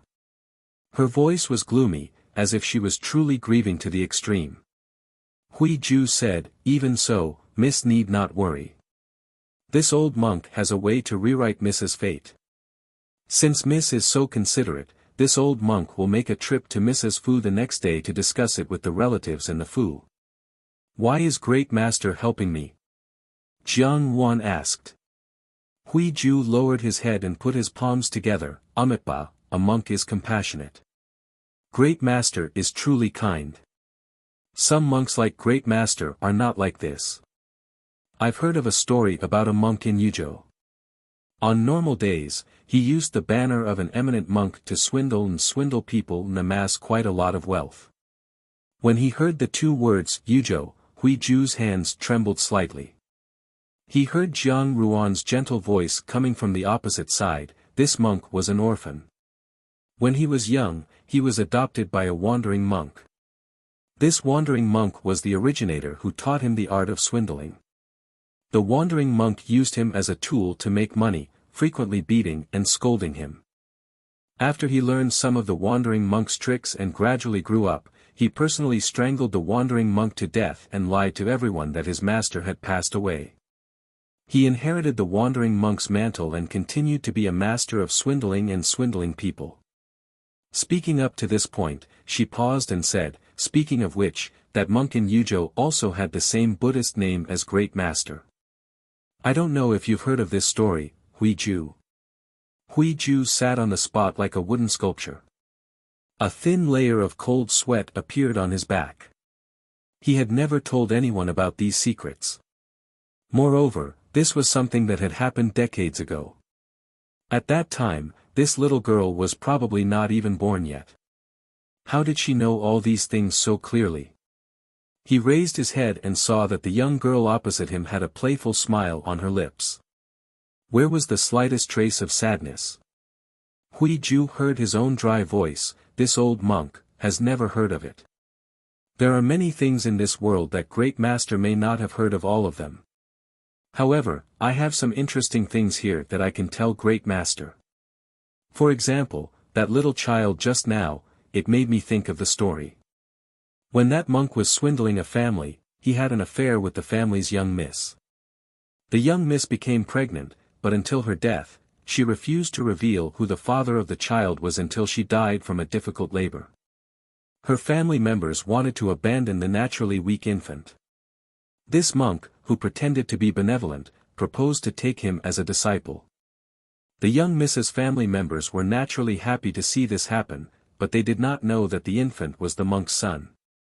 Hearing this, Hui Ju's face no longer had the slightest trace of calmness and detachment. He was already drenched in cold sweat, and his expression was tense. After the infant was handed over to the monk, because he was born with a lack of health, he needed to use expensive medicinal herbs to keep his life. The monk had no choice but to double his wealth. However, Yuzhou was only a small city, so he came to the most prosperous capital. There were many wealthy families in the capital. Once he had a reputation and earned a lot of money, he could treat his son's illness. Jiang Wan smiled slightly. Great Master, what do you think of this story? Who are you? Hui Ju asked after a long silence. He really could not see through this young girl in front of him at all. He thought that she must have been instructed by an expert to meet him. Otherwise, for a stranger who he had never met to openly reveal these secrets that he had buried in the bottom of his heart and could never see the light of day, it was really daunting. For the first time in his life, Hui Ju, who had played with someone else in the palm of his hand, had a feeling that he was unable to control himself. Jiang Wan looked at him quietly. I am just a lone star. Hui Ju, you now have two choices. First, kill me and no one will ever know your secret. Second, listen to me and I will keep this secret for you. Her expression was calm, and there was not a trace of unease about the uncertainty of the future. It was as if she had already determined what Hui Ju's answer was. Hui Ju looked at her, and suddenly, a ruthless intent rose in his heart. He asked, how do you know about these things? Hui Ju, do you want to save your son? Jiang Wan did not answer his question. Son. Hui Ju's body stiffened, and the thought that had just arisen disappeared in an instant. He thought of his son who was lying on the sickbed. The doctor had said that his son was born with a lack of health. If he could not be nurtured with expensive medicine, his body would be very weak. He had been a fake monk for so many years, and he had not expected that he would have a son in his later years. He wanted to save his son. What method do you have? Huiju asked. If you do as I say, I guarantee that you will not have to worry about food and clothing for the rest of your life. Your son will be nurtured by the best doctor, and you will not have to worry about not being able to afford the expensive medicinal herbs. You will not have to run around and live in fear all day long. Her charming eyes were astonishingly bright, and her tone contained a little bewitchment. You will enjoy the respect of tens of thousands of people, countless riches and honor, and a long period of stability. You will become the most efficacious monk, and you will become the state preceptor. Huiju was almost bewitched by the scene she described, but he had not lived a life of deception for so many years in vain. He was especially sensitive in this aspect. Very quickly, he regained his composure and said, "Miss, you are making fun of this old monk. I don't know why Miss has sought this old monk out, but this old monk is only an ordinary monk. I am not worthy of the title of a high monk, and I fear that there are many things that I am powerless to do." Jiang Yuan looked at him calmly and smiled. Know the past, understand the future. So many things just now are in the past. It seems that I still need to prove one thing to you. Huiju did not speak. Tonight, the prefectural magistrate's fu in the city will be haunted. Tomorrow morning, I will definitely invite you to perform the ritual. Jiang Yuan said. Huiju only felt that this was inconceivable. Miss. It doesn't matter if you believe my words or not. If you want to save your son, then do as I say. Jiang Yuan said, 10 days from now, there will be old madam's birthday banquet at Minister Zhang's fu. I want you to perform the ritual and pray for old madam's good fortune on that day. Inadvertently, you discovered that there was a demon causing mischief in the fu. As it turns out, the second miss of the Jiang fu is the bane of her existence. She smiled faintly. Great master's technique is so brilliant that I don't need to teach you how to do it. How can you be so sure that I will come on that day? Huiju could not help but ask. Jiang Yuan stood up. Didn't I tell you long ago that know the past, understand the future? With her back to the light, her expression was gentle, her countenance like a painting, and her bright red clothes made one's heart shiver. It was as if under that beautiful skin was the heart of a demon, and she really was like a witch from hell who led tourists to degenerate. Jiang Yuan walked to the door with the servant girl. Suddenly, as if remembering something, she turned around and said, I forgot to say, my name is Jiang Yuan, the eldest daughter of the Jiang family in the capital. After walking out of the dark alley, Lu Zhu looked at Jiang Yuan's expression and cautiously said, Miss, are you sure that the monk will really come in 10 days? Naturally, he will come. Huiju regarded his precious son as his life. Every time spring arrived, his son's illness would worsen due to the weather. In her previous life, Xianli had used Huiju's weakness to bribe him a few years later, thinking that Huiju would treat his son's illness. Huiju was indeed a talented person, and under Xianli's arrangements, he became the state preceptor and provided Xianli with a lot of convenience. In this life, she had followed the same pattern, and long before Xianli had made his move, she had taken Huiju in for her own use. Now that it was the spring festival, Huiju looked at his son's illness and thought of her words. It was hard not to be tempted. There were many people in the world who had a weakness, and once one grasped it, one could need it at will. Now that she thought about it, it was fortunate that in her previous life, Xianli had told her these secrets without reservation in order to make her a competent chess piece in the palace. Otherwise, without this information, it would have been very difficult to subdue a person like Huiju. Lu Zhu said, it is fortunate that Fifth Yinyang mentioned this matter to Mississippi. The mother and daughter of Yan Huayuan were unexpectedly able to think of such a sinister method. They are really too vicious. On the night they returned to the fu, Hong Ying hurriedly made a trip to Ruanju and said that Jiang Quan wanted to invite a Taoist priest to perform a ritual at Old Furen's birthday banquet to rid the Fu of the bad luck that had accumulated over the past few days. Although she did not explicitly say it, she mentioned that the Taoist priest who would perform the ritual was the same wandering Taoist priest who had passed by the Jiang Fu 5 years ago to perform a divination for Jiang Wan. In the end, Hong Ying said, Old Furen's birthday banquet is an important matter. In any case, it cannot be sloppy. Eldest miss, please prepare well. Jiang Wan thanked her with a smile and conveniently returned the favor.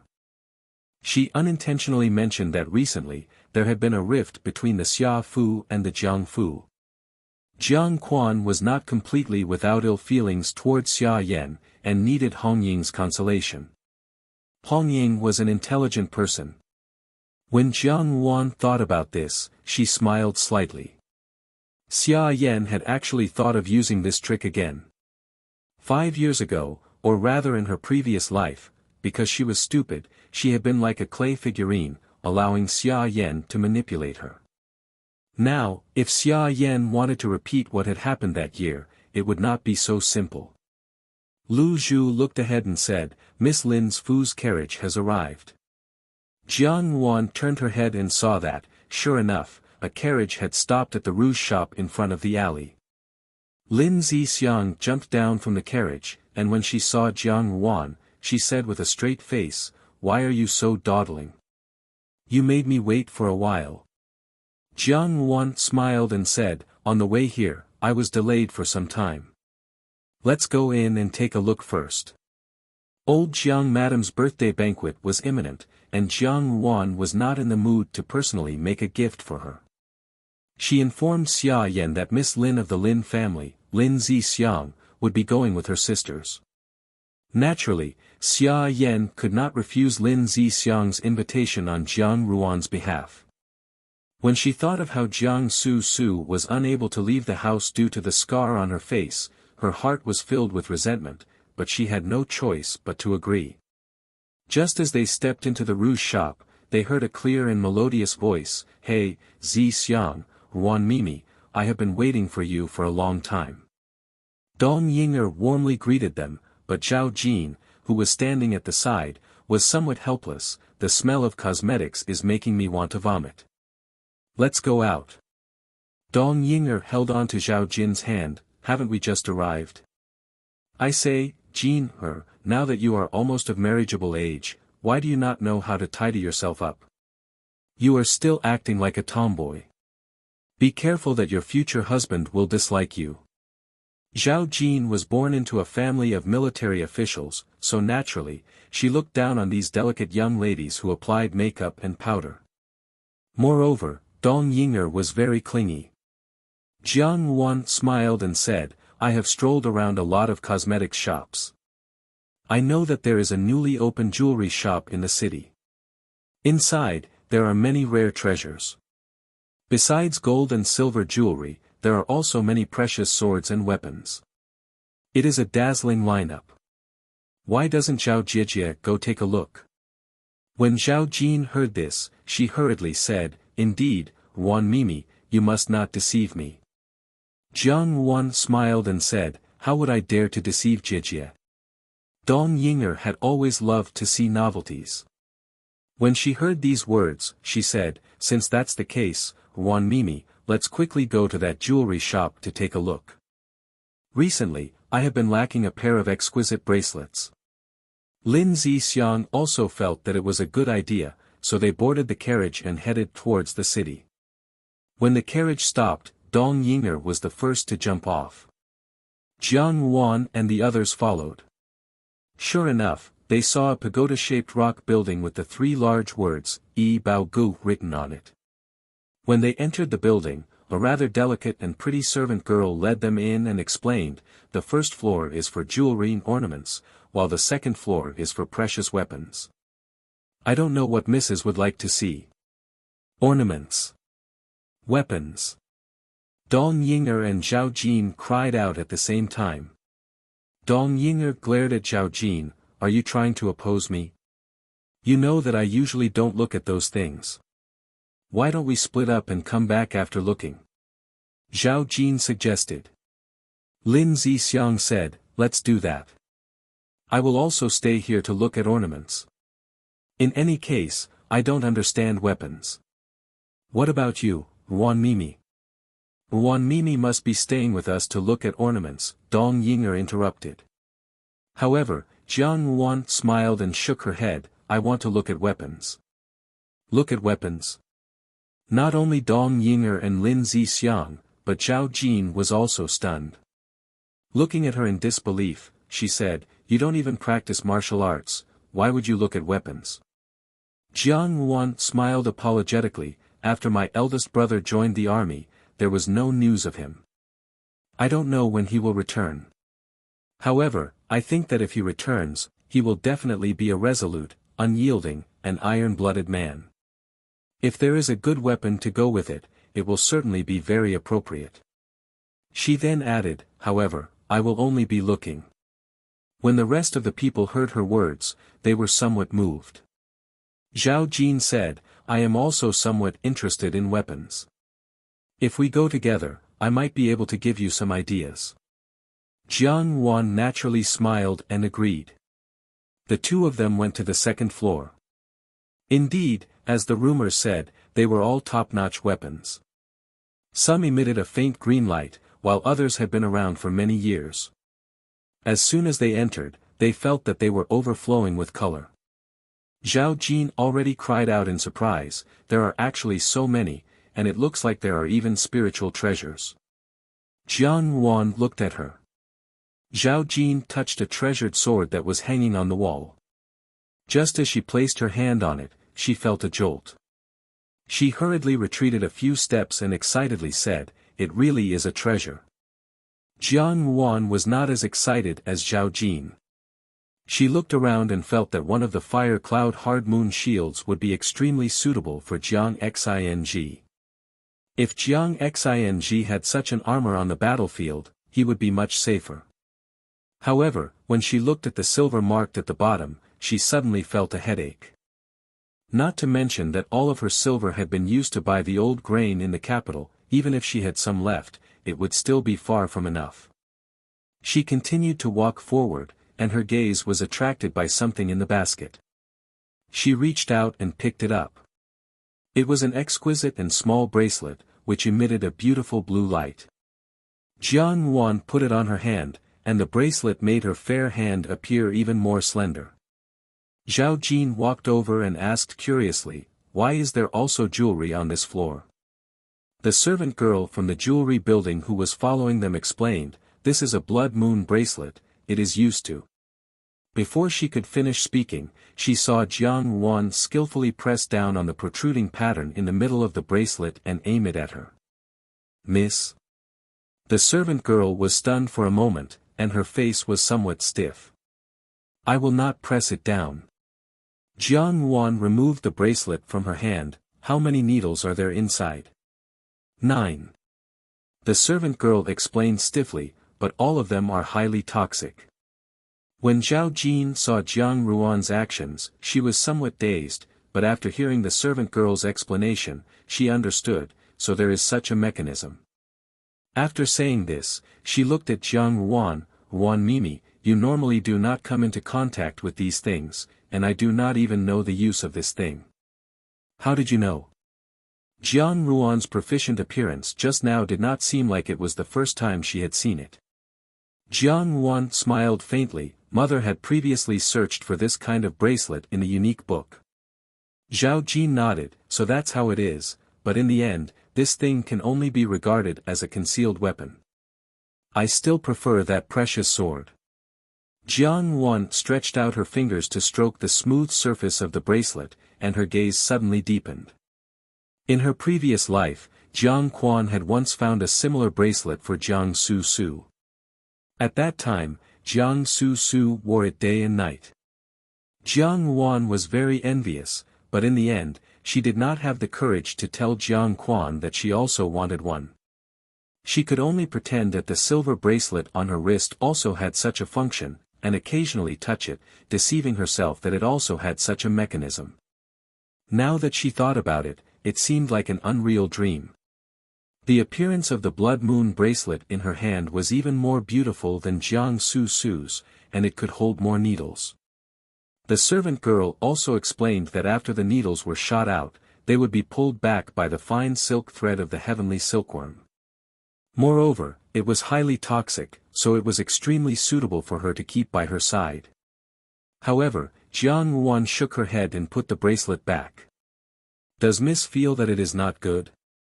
That servant girl had originally seen Jiang Ruan's expression and knew that she liked this bracelet very much, but now, her actions made her flabbergasted. "I do not have that much money." Jiang Ruan smiled. She could only reluctantly part with it. "Me too." Zhao Jin reluctantly looked at the precious sword hanging on the wall. "I hope that I can persuade my father." The two of them looked at each other and smiled. After looking at the things in the building for a while, they went downstairs to look for Lin Zixiang.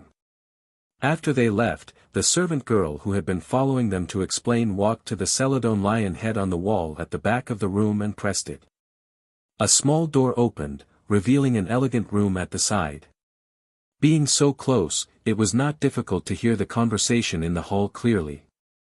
"Master," the servant girl respectfully said, "Jiang family's young miss has taken a fancy to this blood moon bracelet." As she spoke, she presented the tray. The man sitting in the elegant room grunted and said without turning his head, "Put it away." "Yes." The servant girl quietly retreated. The man walked to the window.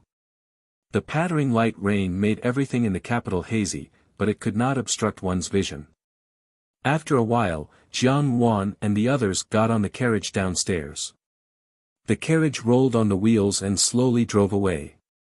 On this day, Jiang Wan and Dong Yinger went out to choose a birthday gift, but in the end, Jiang Wan did not buy anything.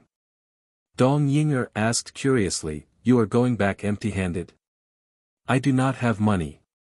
Jiang Wan smiled warmly.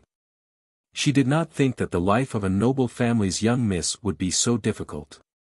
Dong Yinger and the other two felt some sympathy for her and wanted to help her with some money. However, they were afraid that it would hurt Jiang Ruan's self-esteem, so they could only comfort her with a few words. However, looking at Jiang Ruan's appearance, they recalled that her mother had passed away when she was a child, and that her father had been neglected. Their pity for her deepened. Jiang Wan did not care about the gazes of the other three people, and calmly returned to the Fu with Lu Zhu. On the way back, Lu Zhu asked, "Miss, are you really not going to buy anything? Where can I find money?" Jiang Wan still said the same thing, "Now that I am penniless, buying some cheap goods will only make people laugh their heads off. Miss, you should not have bought so much old grain. At least keep half." Lu Zhu curled her lips and lifted the curtain of the carriage to look outside. She said, "Speaking of which, it is strange that the rain has not stopped. It has been continuously raining for more than 10 days. She thought about it and said, "This servant is thinking that if the rain does not stop, then the old grain that Miss bought can be sold and you can definitely make a lot of money. But if that happens, there will be many more refugees in the capital." Lu Zhu frowned. "This is really difficult." Jiang Wan laughed in her heart. She did not intend to sell the old grain, so Lu Zhu's wish to make money would probably fail. However, Jiang Wan did not intend to tell Lu Zhu about this for the time being. She said, "It is not that I do not have a gift for Lao Furen's birthday banquet.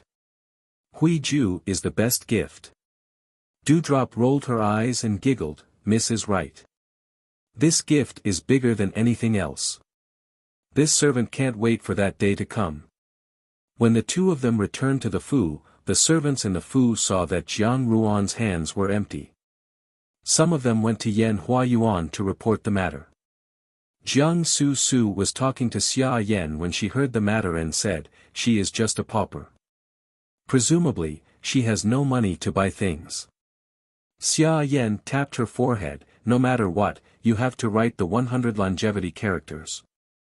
This time, you have won your grandmother's favor, and your father will feel better." "I know." Jiang Su Su was a little impatient. I just don't know what Jiang Yuan will give.